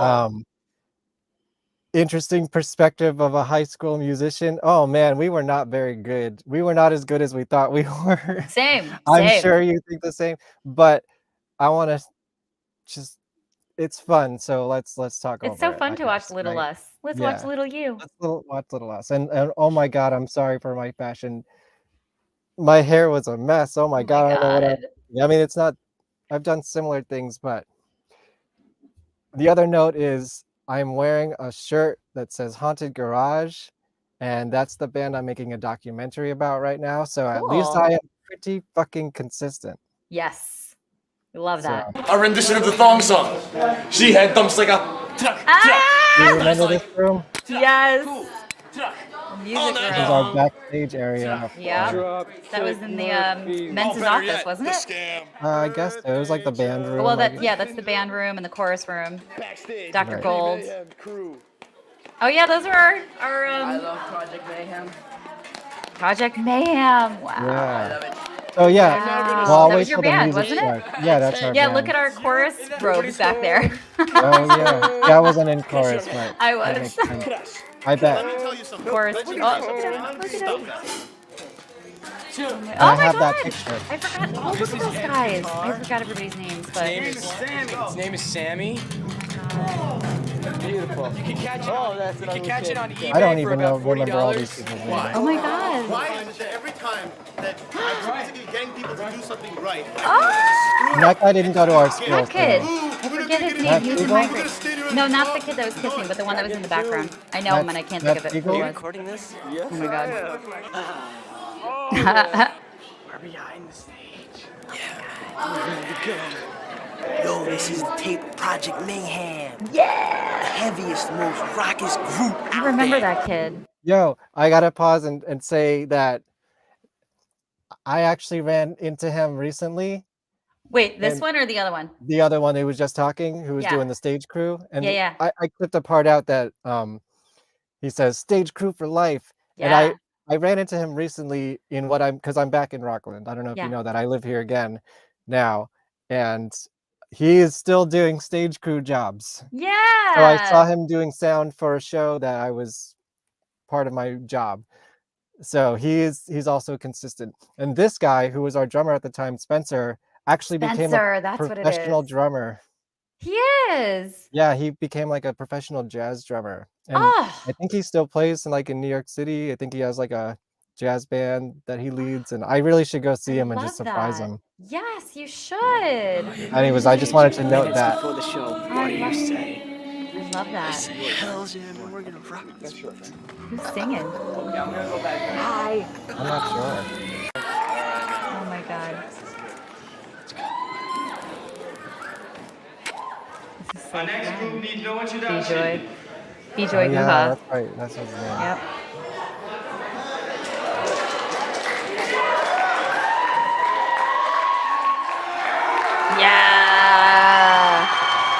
We knew how to rock a crowd. Yeah, you We did. weren't that great, but we hyped them up. We did not. I feel like our performance was lacking in showmanship a little bit. Felt very quiet. Yours is ballin'. We didn't even start yet. So. I know. I love this. Fucking rock and roll. Oh my god, yes. You're wearing a cape. A No, that's fucking Ed. cape. Ed's Yeah. in a cape. That's me. Yeah. Yeah, Ed is married with a child now. Oh. Cute. Oh my god! Like a cat. Good catch. Good catch. Seriously. Yeah, Look how long your hair was. I know. Yeah, nice headband. Well, it's getting a little long again. Look. It is. You gotta shave it down on the sides again, though. So yeah, I'm wearing this shirt, and I'll close it out with this. I don't know if you've seen the trailer for my documentary that I'm making, but No. it's about the band that I'm wearing at this show. Oh, cool. So- Oh yeah, you just put that. Yeah, don't worry, that's not the whole song. I just have some clips in here. This is so great. You guys are so cool. I always wanted to be in That a was band. going to be my other question. Like, was there a perception of us in school, or what was your perception of us in school? Or did you have one? Because I always thought the people that were in bands were cool because I wanted to sing with more instruments. Like, sure, it was cool that I sang with a piano, but even me watching that back now is like, oh, it's so quiet. Like, there's so nothing. Like, I want more. Like, I that always drums, wanted, it's like really drives the energy. the what? Drums. Yeah. Oh, yeah. Like, it's just, it's, yeah, I always wanted more. So I always thought it was, like, so cool when people could be in a band. Like, do you remember this chick, Nicole? She was the Nicole year Tracy? of Nicole Tracy. Well, yeah, I was going to bring her up actually because I was going to say if you were in my grade, we probably would have collaborated at some point because I think we would have. at one of our you remember Spring Fest where we Yep. would have the bands outside on the Yeah, field? yeah. And I remember Nicole playing. Well, she also did a song with us there and almost Maybe did a that's what I song with us remember. during one of the talent shows. Damn. So, She and was like actually- doing all of that though. Like she was the Yeah. cool girl doing all the performances. She was the performer of our school because she got like the leads and all the plays and she was in all the bands and she was like, what happened to her?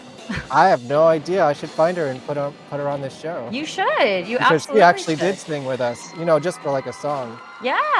I would and love that- to know what happened to her. There was actually She's we probably were like going with a to, bunch of kids in the suburbs because like that's yeah, what happened to all the cool people is that like they had kids in Maybe. the suburbs and then I don't know. I feel like I was always a nerd and I'm like I'm living a pretty fucking cool life now. yeah. Awesome. Yeah. This and the crowd was going nuts. It was so good. For your listening and viewing pleasure, Wait, there's Oh. more. I remember this kid. I don't know who that is. I Now, their couldn't band's tell you name who it is. Stan, which is Stop Crying Out But Loud again, to going Be to like God. how the sports kind of stuck at our school and like the Society can accept me they in didn't their have that last hierarchy show. like in Let's the give it up. movies. Yeah. No, we really didn't. We had all sorts of everyone kind of like Everybody we meshed kind for of the just most like part. what's that? Everybody meshed for the most Exactly, part. exactly. That's why it was like interesting that like the cool girl Nicole Tracy would like sing with the punk band. Totally. And be in the school play. Right. Like that's what we valued in our school was like these incredible artists, really. Well, Like it's and good it to was hear that like performers. you all didn't think that we were just a bunch of dorks. Yeah. Yeah, I would totally agree with that. But like we were like I never really thought anybody that was in a band was a dork or anything like that. Like I thought I was not cool enough for them. I still probably Imposter think that. syndrome. See, Yeah. I feel like we didn't think we were cool enough for you. Yeah. Because we It's were all younger bullshit. too. It's all bullshit. It is. Now it doesn't matter, but like back then, a year or two is like a big gap. Yeah, it's true. Yeah, because Pat was a year above me, and Right. you were a year below me. I was sandwiched Right. right in the middle. Right. So that's why you probably knew Pat better than like Well- we didn't really interact that much. We just We knew were- each other. we were from the same neighborhood. Like our parents up until today live in the same neighborhood, but my parents were the Okay. first ones to move. So Yeah. literally up until today, he actually texted me today and I didn't even tell him that. I have to text him after this and tell him my You got parents a lot of moved. communications to do after this is done. Seriously, I have like a whole night ahead of me. Don't But- worry, I won't keep you too much longer. No, it's totally fine. But yeah, we used to take the bus together. And then we both got cool enough to not take the bus, but yeah. Wait, me and you or you and Pat? Me and Pat. Okay. We had the same bus stop because he lived literally like a couple of streets down. Or like you would go to the end of my street and make a left, and his was like a street, like 2 streets down, I think. I've been there a couple times. They usually came to me though. We had like the band practices at our house and stuff. Yeah. God, I spent so much time on that stage. I had a couple good moments. There's a great photo of me on that stage in the yearbook. Yeah. Which one? I have all of them. I don't remember, but it's in one of them at least. I actually have the one that I have all of them too. Yeah, the one that I have here with me right now, sitting next to me actually, is the one that Pat was in. Wait, hang on. Yeah, hang on. See, mine's in the next room. You probably, grab him on your end. I can't hear you if you're talking.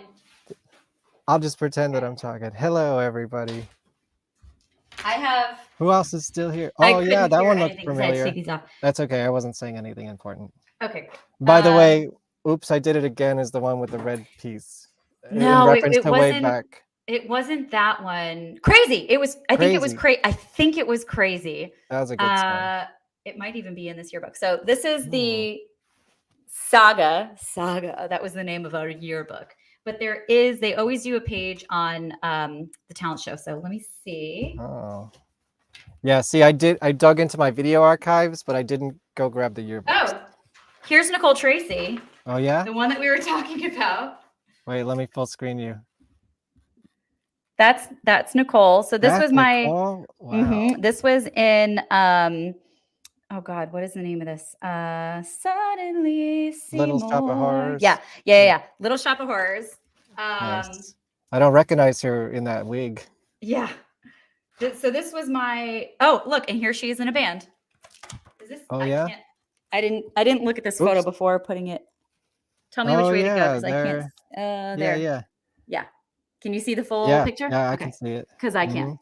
And then I am on this page too, singing some other shit. I think this is the year that I sang some Janet stuff, which they misspelled my name, which is so wait, what year was that? 2000? This was the 2000 yearbook. So this would have been 1999. Okay. I do have a tape of a talent show from 99, but I don't know if there's more than just my band on it. I gotta look. Well, I would be very curious. Yeah, I will. I have the tape out. I did all that like between last night and today, so oh my God, I kind of rushed it together. You know, you can digitize stuff. I got tapes, buddy. Can I pay you to digitize stuff? Yes. I wish I knew that before I left New York. VHS? They were all in Rockland for years, and I just had them sent to me. And I'm just here You're now. Literally right there. I could have done that for years. VHS, high A, mini DV. I have all of those. I can digitize all of those. We should talk. Yeah. Hang on. I'm good. They have like in the back of these yearbooks, it's really great. They had oh yeah, like every index. they have like an index. That's the word I'm looking for. So let me look for you. Well, don't look for this name because it's not my real name. Oh. Will you private chat it to me? Yeah. Okay. See, that's why I don't know if you watched the Pat episode. I was like, I don't know if she even remembers or knows who I am because this isn't even my real name. So she's probably like, who is this weird? Well, it took me a long time, like on Instagram, to figure out who you are, and then I was like, oh my God! I think once we posted that picture when I dug it out for the Pat's episode, I was like, then it all came together, and I was like, oh, okay, okay. Oh, you're on 3 pages, buddy. Ooh, okay, I'm popular. You are so cool. So 104. I bet, let's see, no, because that's 14. So 104. Oh, this is going to be in clubs. Oh, yeah. It's either probably the TV club. Radio station makes waves. Oh, yeah.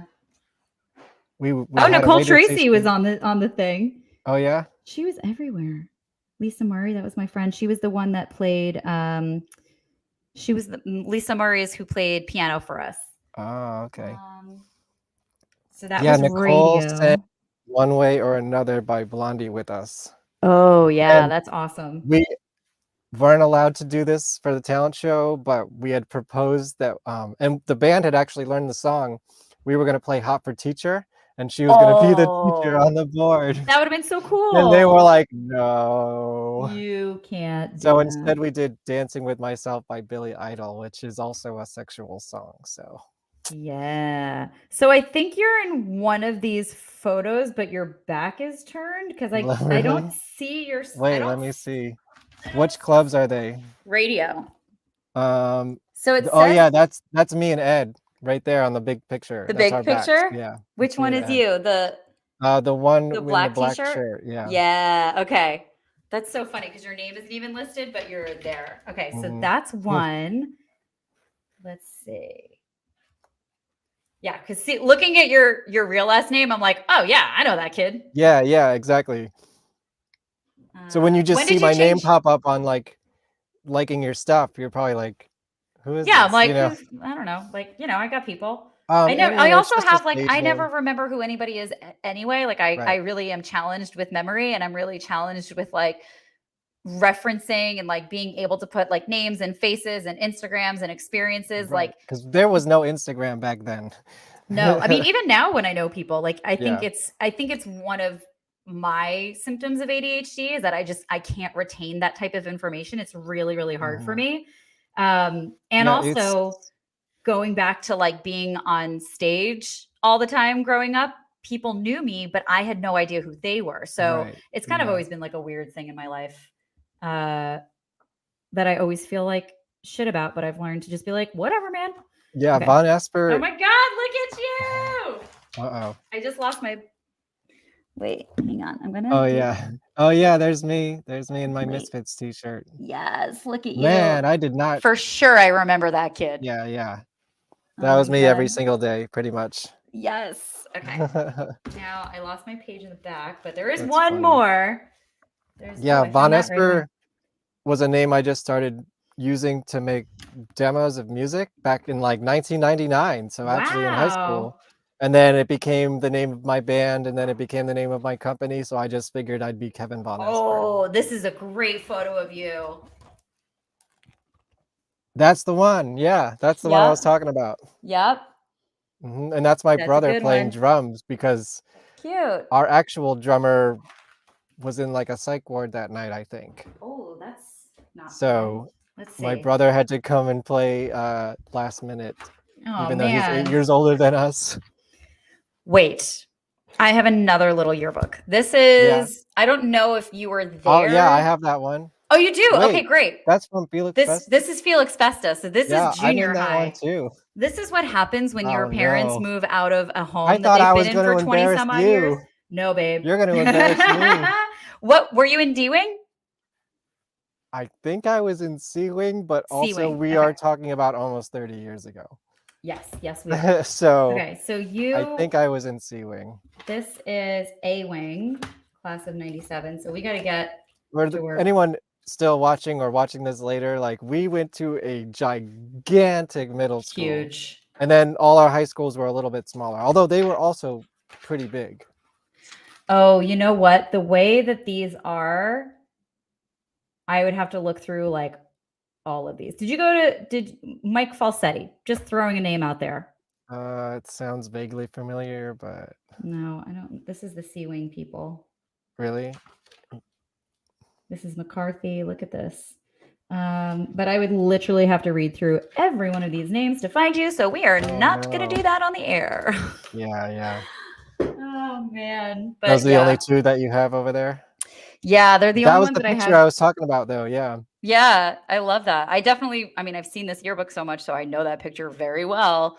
It's funny because I still wear those t-shirts. I just have them ripped up and I like wear them either as like pajamas or like out to clubs like with fishnets underneath. Nice. Yeah. We love fishnets. Hell yeah, we love fishnets here. I'm just gonna see. I might as well see what else is in here for me. If there's let's do you. So we did the talent show one. I'll only show the good ones. Okay. It was funny. Like the longer I was in high school, the more pages I was on because Yeah, that's how it works, right? a bitch loves to be seen. Okay. Mm-hmm. So this is my cheerleading photo. Ooh. Yeah, it was still in. Okay, it's the top one. I can't tell which one is you. 24. It's the second row. Oh yeah, I see you. Yeah. Wow. That was how old? I would have been like 14 or 15. This was my sophomore year, so 14 going on 15. Such a baby. I So know, right? wild. I think the rest is just like weird clubs and shit. Did you for your superlatives, did you wind up in any superlatives? I don't think so. I wasn't that popular. I did. Yeah, what was yours? I have it out there in the other room. I could probably grab a couple yearbooks if you want to fill a minute of time. Yeah, why not? This All right, is yeah, so go fun. find some stuff and I'll see what I can dig up. Okay. It's literally like in the next room over, so. Okay, let's see. I'm gonna full screen you for a minute. Yeah, I was in like a lot of clubs and stuff, y'all. But like I just like to get among shit. Like I actually didn't commit to anything, but I was just like, I'm gonna be here and I'm gonna show up for the photo. I don't even like remember. So like helping hands, I don't know what is helping hands? What did we do? What hands did we help exactly? I don't know. Because chances are I never showed up for anything and I just took the photo. Because again, I'm that bitch. 181. Oh, this is going to be my actual photo. And I bet you I'm wearing a big ass chain. And that was not my chain. That was a chain that belonged to a boy. He was a lot older than me and he was in love with me. And I did not love him back. But I wore his chain. What a dick. Okay, 181. Where am I? 181. Oh boy. I wish Kevin could see this because look at this. Where am I? Nope, that's not me. That's not me. I'm on this page. Look at that positioning. What am I doing? That's like, oh my God. It's so much. It's so much. What else was in here? These things are just so fun and silly. I thought about getting rid of these and I went through the last time I went home to go see my family, which some of you may have had this experience where your parents are moving out of a house that they've been in for 20 plus years and you got to like clean out all the stuff. And so I had to clean out all of these yearbooks and I was like, this stuff is so heavy. I don't want you to have to send it because it's very expensive. They didn't send it. They ultimately took this stuff. They just moved it to their next house with them. And I'm going to have to fly back with this stuff as I did with these books. But you just wind up with a lot of stuff, but I couldn't bring myself to get rid of them. Like maybe you feel the same way, but I just couldn't. Like I started taking photos of stuff thinking that I was going to digitize these books and just keep the stuff that I wanted. But I was like, there's something about tapping, like seeing the books and yes, there it is. Oh man, we both have our books. Look at this. We both have our triads. We got Matt. Ooh, I don't know if I had that one. Oh, you're on mute. That makes sense. I was gonna say, what did I miss? And you weren't saying anything. So yeah, I was just. I'm not sure if you were in this one because you might have been. 1998. I was in high school. That was my first year of high school. All right. Well, let's see if I can find myself in this one real quick. Yeah, I'll look for myself. Okay. Because I was in D-Wing, so. Oh, I see what you mean. But I think if this was 97. Do they have an index on this one too? Yeah, no, they didn't. Ooh. But I would have been in 8th grade, so. And they didn't even do. Oh my God. Oh my God. Okay. Uh-oh. Look at this. Yeah. Wait. Oh no, who's red? Okay, so that's me. Oh no. And the woman sitting next to me, or the girl, she was my best friend. Here's some trauma. Yeah, here's some of my trauma. Let's go to therapy. We're 2 hours in. Let's talk about my trauma. Yeah. So why not? I went to a religious school that I hated. Oh wait, hang on. I just also found BJ. Remember the guy that was hosting the Yeah, talent I show, didn't really Bijoy know him. Kuha? Can you see? I don't know if the Kind glare is of. Where there. am I looking? Where your finger is? Exactly where my finger is, the guy in the I think. jersey. Oh yeah. Okay. Yeah, I Wait, is see it? him. Yeah, Interesting. just looking like a baller. I think he did. He had that baller energy. So anyway, so I went to this private Hebrew day school, hated it. I was, teased, made fun of. It was like a terrible experience. So begged and begged and begged to get out of that school. Eventually, my parents let me get out. That was wonderful. And so I come to Felix Vesta Junior High School. I must have been like 12 years old. It was my first experience in a public school. It was Oh sixth man. grade. I was so be there. Met this girl, and she was brown like me, but not like black. So Mhm. it's a different experience, right? She was like a weird brown. Like I was a weird brown, and she was a weird brown. She was Indian, so there Mhm. weren't too many of. I mean, our school did have an okay amount of Indians actually. But in the Jewish school that I went to, like I for sure, like not that many people were dark like me. My dad is Yemenite, so he is super dark, and I'm more like him. My brother is lighter. So in any event, whatever. Definitely felt a connection. We were like twins, like that kind of shit. You could see that we were like kind of dressed alike and all of that. She was my best friend. We shared everything. But as it would be, she was actually lying behind my back, and she Uh-oh. was manipulating every single person around me to not be friends with me. She was lying about me. She was like spreading rumors about me. She would steal from What's me. her damage? I don't know, but she would steal money from me. My Oof. dad was a clothing designer throughout the 90s. She would actually steal clothing that he made and say that it was hers. And I'm like, okay. What? But I didn't at that Like time that because she designed it? know that like it Oh. like she bought it or whatever. She bought it somewhere, Uh-huh. which I knew was impossible. But at the time, I was coming from a place where I Here was we a go. loser in my other school, and I was bullied, and I would come home crying every single day. So I was just Right. so happy to have a friend that I felt was cool, that I didn't have the gumption or the confidence to call her out. So I would just like steal shit back. It was so fucked. And it wasn't until, Jeez. so this went on for 2 years up until, so it was all of sixth grade, all of seventh grade. Oh Wait, yeah, which no, wing it were would have you been, in? I was in D wing. Okay. I think I So might be able to find you. yeah.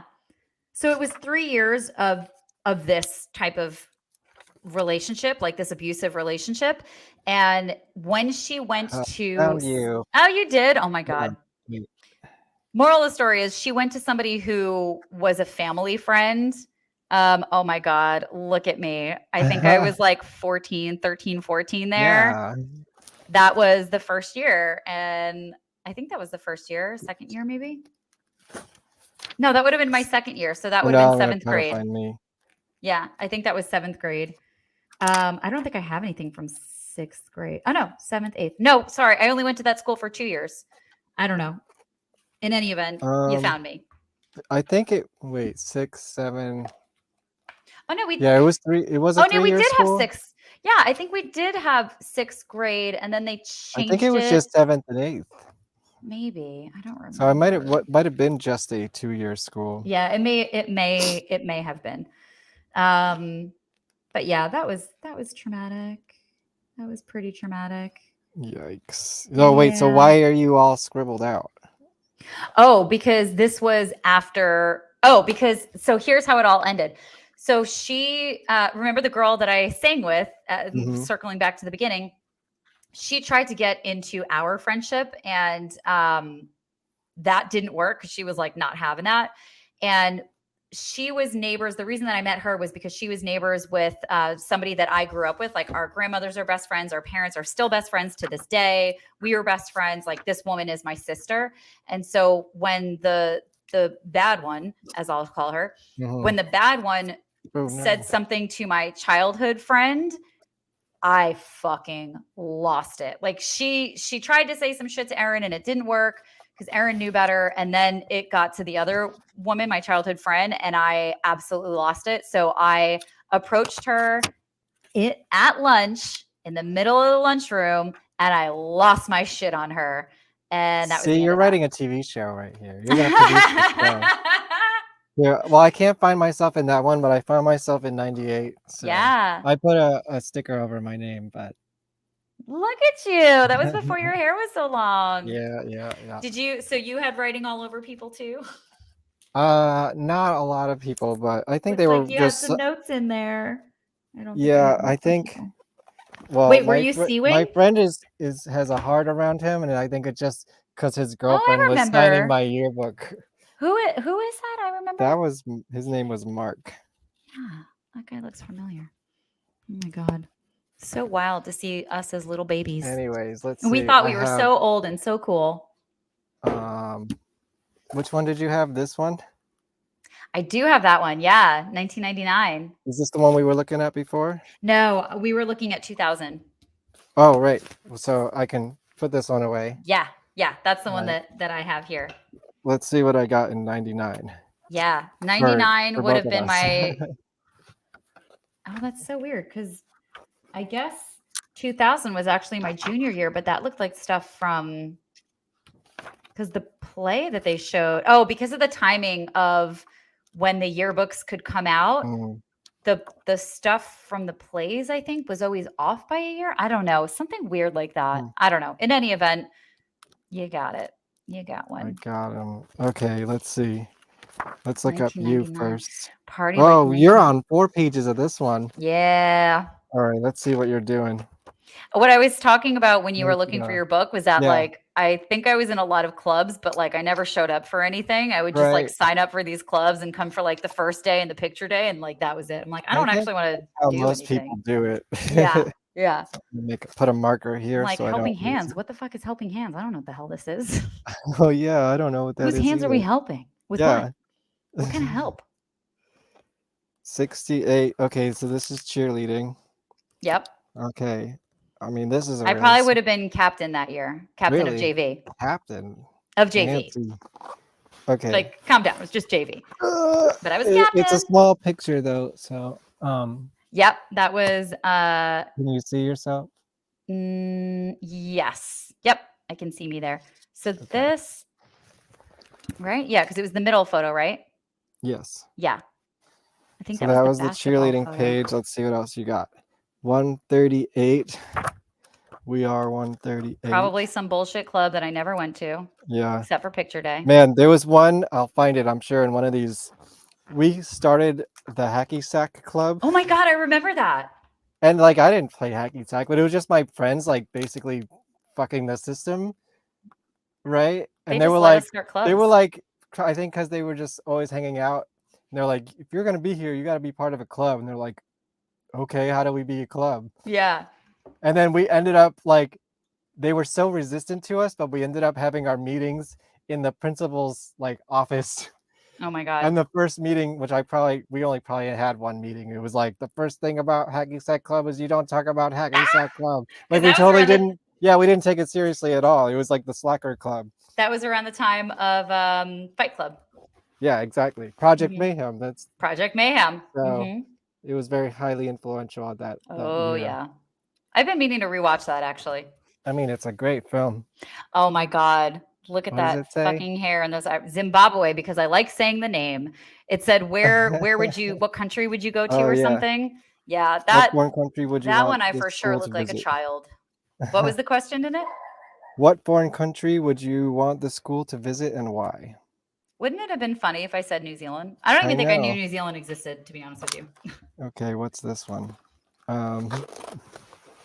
Which, funny enough, Lisa Murray, who it keeps coming back to, who is in that photo with me, she's the one standing next to me. She did a study abroad in New Zealand. Nice. in college. That's how I discovered New Zealand. And then it came up again and I was like, wait a minute, Lisa went there. She just keeps popping up here. Do you still talk to anybody from high school?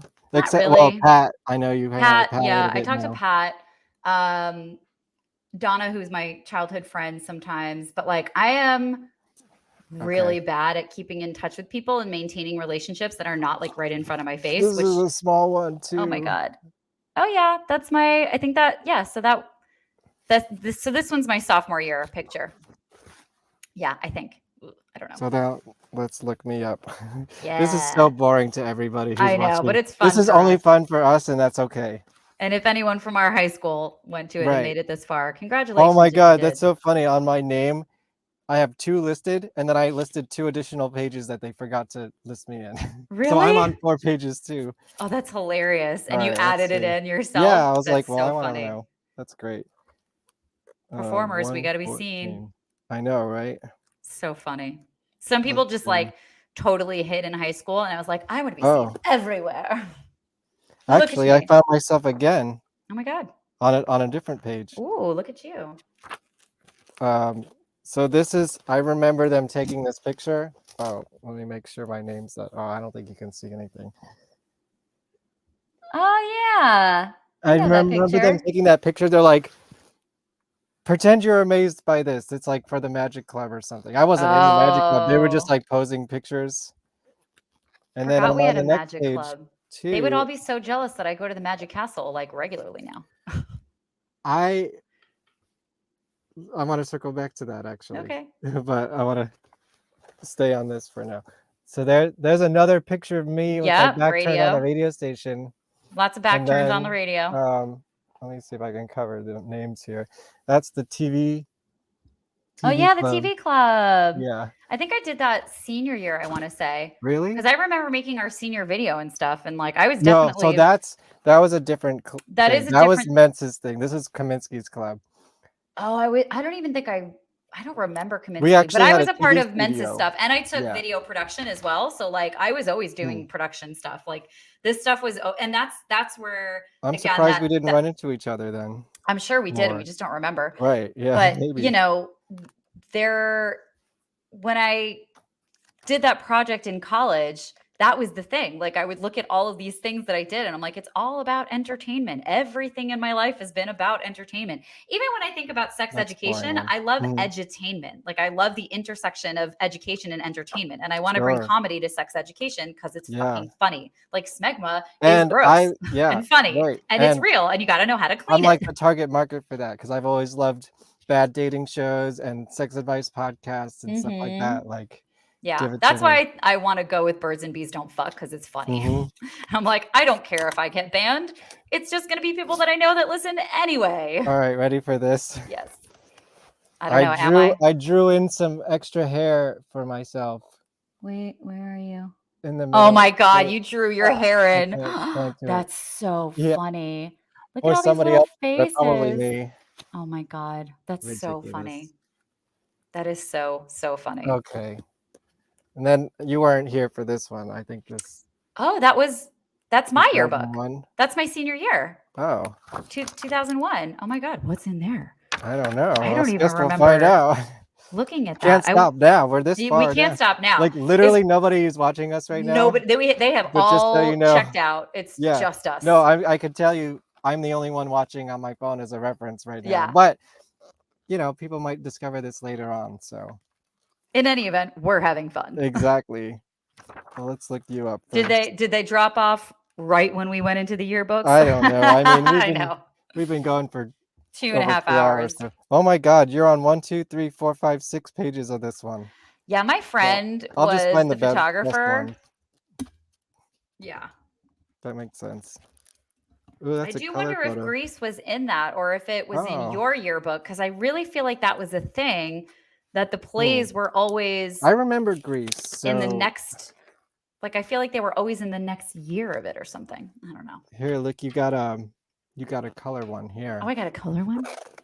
Was it shopping at the mall? No. No.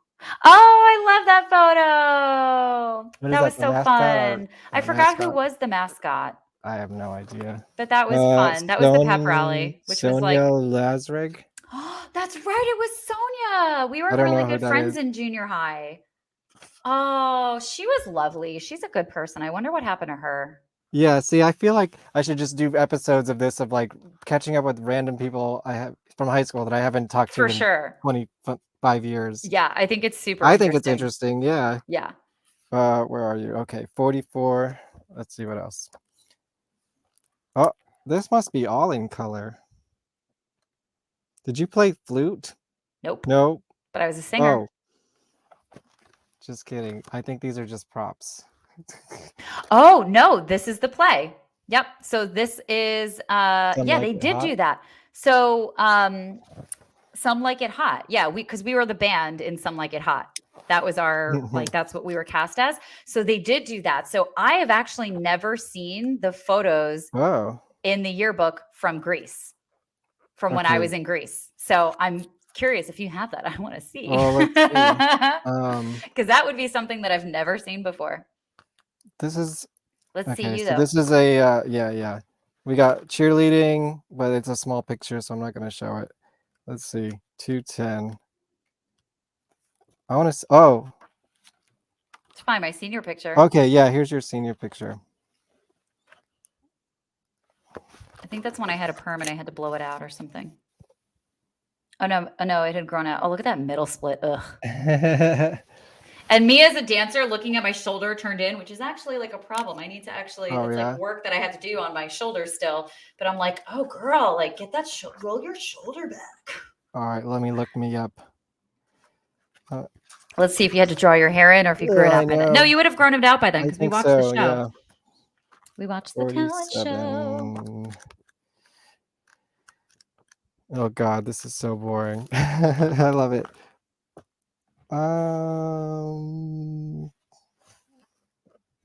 I don't see me on this page. I think they mislisted me. Womp womp. Oh, good. My niece wrote me back Oh yeah, at 7:00. So she wrote me back like an hour and a half ago.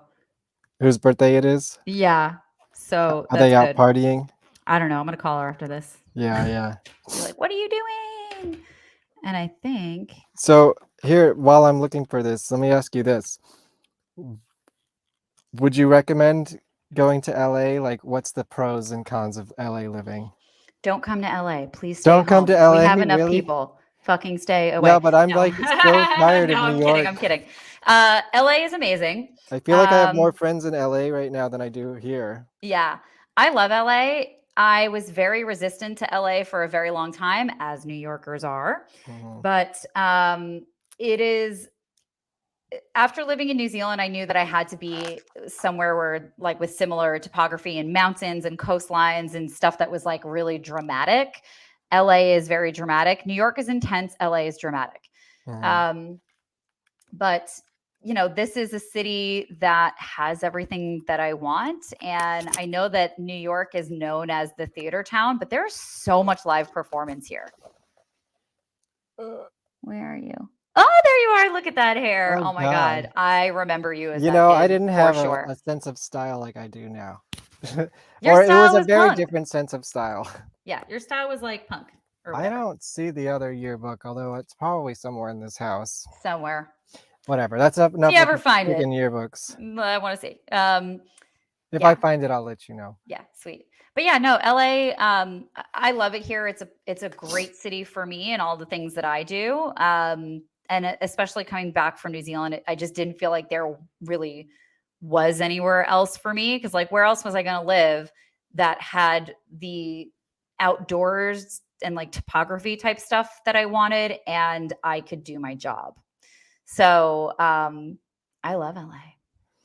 Yeah. But I don't I want need anybody here because it's crowded. But I love LA. Right. It's great. I have like, I don't know if you know anything about the alternative music scene out there. No, but I do you wish I knew know- more. Okay, well maybe I can introduce you to this. Yeah. Do you know anything about green jelly? Other than it's gross? No. Well, that's exactly why they called themselves green I jelly. love that. I love that. I'll only do a very, very, very brief history. Green Jelly, well, it was a band that I was in, or am in. I guess technically you kind of just never leave, you know. You're not always active, but you're always a member. Does that make Aw, sense? I Kind love of like that. a troupe or like a collective, Yeah. Yeah. right?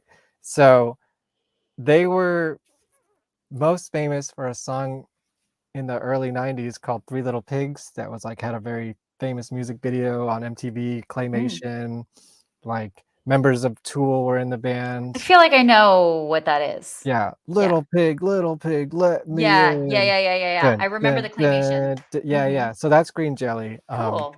That was my favorite band growing up, and then about 15 years ago, I joined the band. But anyways, they were always sort of the center of like LA underground art scenes. And that's probably more true today than it actually ever has been. And now, since the pandemic, he started doing, because it's like one main guy, and then like literally there's over 1,000 of us out in the world. I'm number Wow. 237, but I'm like way old school now. Because this summer I met number 1,114. So, you know, it's Everyone kind of has a like if he number. tours, well, I don't know how accurate the numbers are anymore, but Whatever, it's I'm still pretty sure cool. mine was accurate at the time. Yeah. Hulk Hogan's been in the band. What? Paul Stanley and Gene Simmons have numbers. Oh my Like God. it's It's a just like vast anybody that plays with history. him. Yeah, kind of. Cool. And they wear like silly puppets, and it's really Ooh. dumb punk rock puppet show they call it. But anyways, the point being is during the pandemic, he started doing a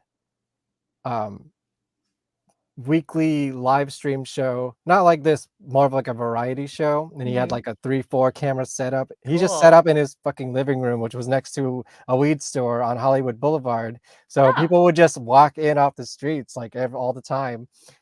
And he converted his living room into like this studio. He got all these cameras, like a professional soundboard, like Damn. everything. And since then, just recently, they started doing it bi-weekly, every other Tuesday, live from the Whiskey A Go Go. And it's Oh, that's free. right down the street. Yeah.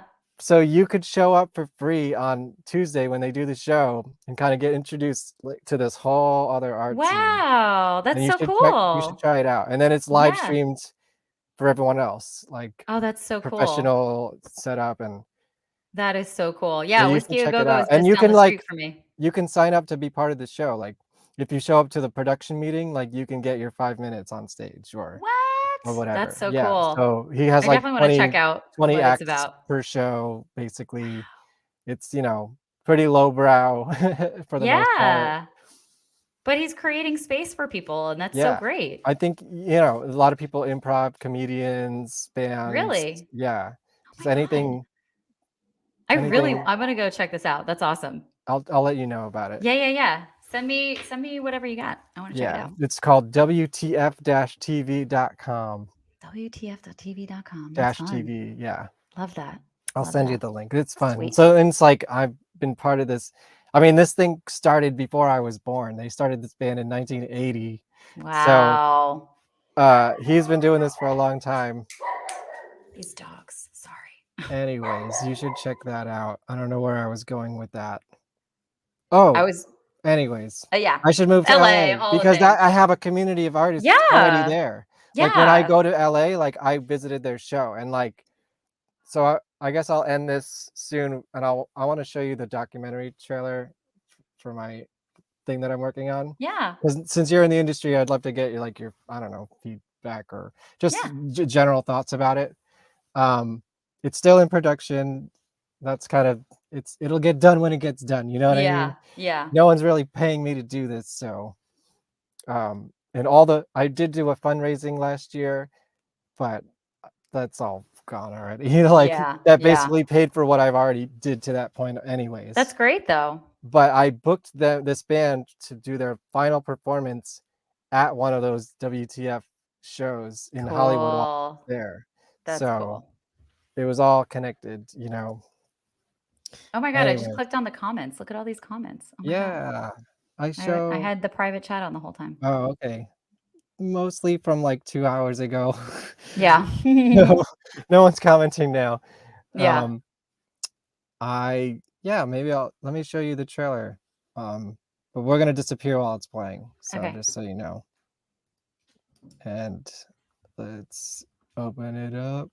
I don't know how much you are in documentaries, but it's still a Hollywood story. Yeah, but it's cool to see.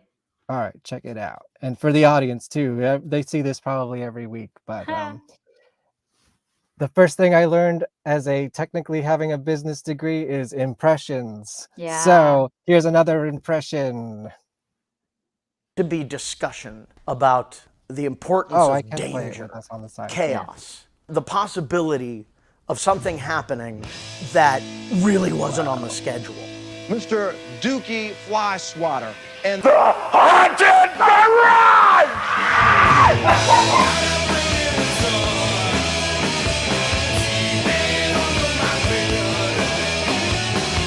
If you took 80s slasher movies and put it in a blender with metal and punk rock, you're gonna get Haunted Garage. Dookie and his crew were almost like making horror movies, horror punk. But the gag is, you're in the splash zone. It is splatter rock. It is chainsaw rock and roll. Not only chainsaw them, but would pull the guts out and spread them all over the place. It's like going to a horror movie, except it's actually happening. There was this real fervor at the time. Yeah. That guy is the voice. Oh no, I restarted it. Was the voice of Michelangelo in the Ninja Turtles. Oh, movies. cool. So if you close your eyes, it's like Michelangelo's talking to you when he's talking. To a horror movie, except it's actually happening. There was this real fervor at the time about shock rock, how bad it was for the kids. The shock value was exactly what I wanted. That's the studio. Yeah, that's cool. I look over and I see Dookie with his arms on fire. The flashes from the rear end. He got brain surgery live on stage. Whenever you find something weird, we'll give a use for it. It's not an act that we put on to go on stage. We were real. There was some shit being exercised right there. That was the raw stuff. You walk out of there feeling like you've maybe left the planet for a little while. Wow. Their legacy is they were unique. They did things that weren't being done, and they did things that were outside of people's comfort zones. Dookie was always just ahead of his time on that. But it really rocked hard. I mean, he had really good musicians in the band. We didn't want it to be only this deep. We wanted it to be this deep. It's Haunted Garage. That's the whole point of taking things too far. They just were doing it to have a good time and make you laugh. It was always fucking fun. Actually, we're a lot more stable than, like, think Bill Cosby. I don't know how to explain it. It exploded. Paul Stanley and Gene Simmons. Tom Waits was there. We flying Axl Rose. When you're sitting between Dookie and Elvira, it doesn't get any cooler than that. There were lines around the block to see Haunted Garage. They were the it band at the time. Those guys were gods to who they were gods to.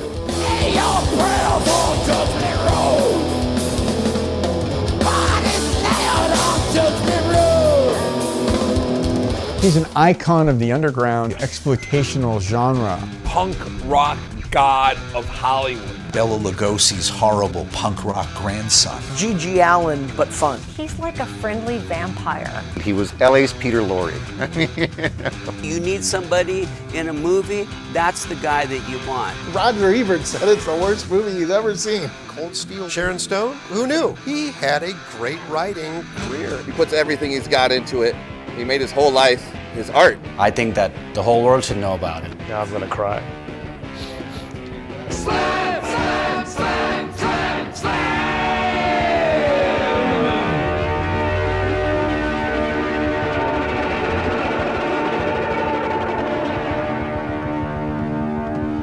Wait a minute, you're gonna get this. Oh, thank you. That just looked wild. So that's what I'm doing on my off time. That's wild. Yeah, and people need to know about it because all the bands around them. Wow. Like big stuff. Yeah. Wild. Wow. Yeah, so all those people watching Wednesday, like they toured with the Cramps. Yeah. You know. That's cool. It's a Hollywood story. You know, any Hollywood people who want to give me lots of money to finish it. Wish I did. Yeah, Yeah, but it's cool though. Thank you. That's why it's gonna happen. It's a passion project. As you saw, like I was wearing their T-shirt in Yeah. that video in the high school performance. Like, Yeah. that's how long I've been into this stuff. It's wild. So you're the expert then. I am. I'm literally the expert. Like they come to Yeah. me, I think, for facts now. I love that. I love that. Anyways, I think we've beaten this to death. We We almost have. did 3 hours. We almost did 3 hours. My We brain did hurts it. and these dogs need to Me go out. too. Yeah. Totally. Thank you so much. This You're was so much welcome. fun. Yeah, thank you for having me on. This was This a is the most blast. we've ever interacted. I know. For sure. It's great. It's great. Love it. Anything coming up that you want to promote, or just your podcast that's going to come out? The podcast that's going to come out right now. I would say just look up a show about sex and it will pop up. And eventually it's going to be. No pun intended. Yeah, no pun intended. And eventually it's going to be Birds and Bees Don't Fuck when I have the capacity to do it. But it's going to happen. So. Well, I know someone who's a good guest on shows. Yeah, so, for sure. For sure. Awesome. Well, thank you so much for having me. Yeah, thank you so much. I guess I don't really have a video to play us out. I'll just play a trailer or something. Yeah. I'll play the thing for my album. How about There you that? go. All right. Oh yeah, and you know what else I'm gonna do? I'm gonna tell you what's coming up next. Next week we have Philadelphia ska band Catbite. They are basically touring the whole rest of this year. So last time to see them before they're huge. Okay. I swear they're gonna be. Do you know ska's having a revival right now? I did not know that. That's very I exciting. didn't know that either. I'm not I even love like ska. a huge. Yeah, I'm like, I was more in the punk rock side of things, but ska was kind of like part of that I like world. ska. Yeah. But when I hear a band that I like, and I like this band. You got to check them out. They're gonna be super famous. That's next week. Usually I do this every other week, but that's just how I had to schedule them. And it's gonna start at an hour later than usual, so note that. And then it's gonna be another conversation like this. This is someone I've known for a long time, and now they do TED Talks and business, executive speeches about professionalism and I don't know, just all sorts of great stuff. Look up Esplon Enterprises and come with some professional and personal questions perhaps. And then we're gonna get real goth on March 16th. Do you remember vampirefreaks.com? No. That was like the gothic MySpace. Cool. I Yeah, wasn't a and goth kid. Right. You've probably seen it in pictures. This guy Yeah. ran it. He's now doing festivals that I work at. I've been working with him doing Cool. video stuff for over a decade. So we're going to talk about that right before his giant 3-day festival that's happening in New Jersey that I will be working at in Parsippany at the Castle. Punk band Tsunami Bomb on March 30th. They're a California band. Cool. And then, okay, there's going to be a couple shows between this just so I can make this joke work. But one of my fellow Green Jello members, Titties the Clown, will be my guest on 4/20, and it'll be episode 4 in parentheses 20. Love that. I have 2 episodes to fill to make that work in between. You will do it. You And will I'm do gonna it. one of them's probably just going to be a short, like a music video premiere or something, but stay tuned. Cool. And that's what's coming up on the VonPod. Thanks for coming. Next week, Catbite. And I'm going to play you out with some trailers. Later. Goodbye. Where is it? Here it is. And now, a word from our sponsors. Welcome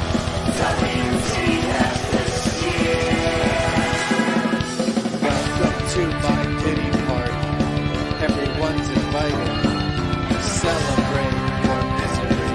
Apart but united.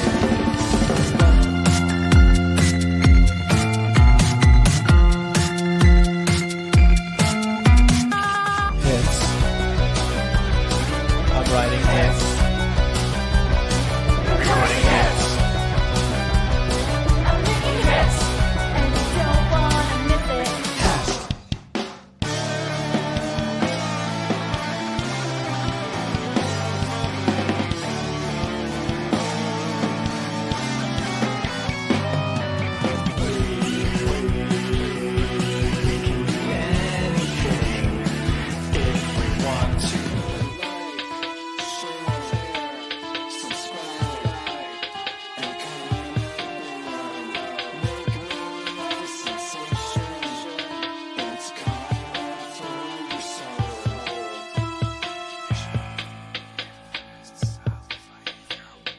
Comment below! Comment below! Comment below! Like, share,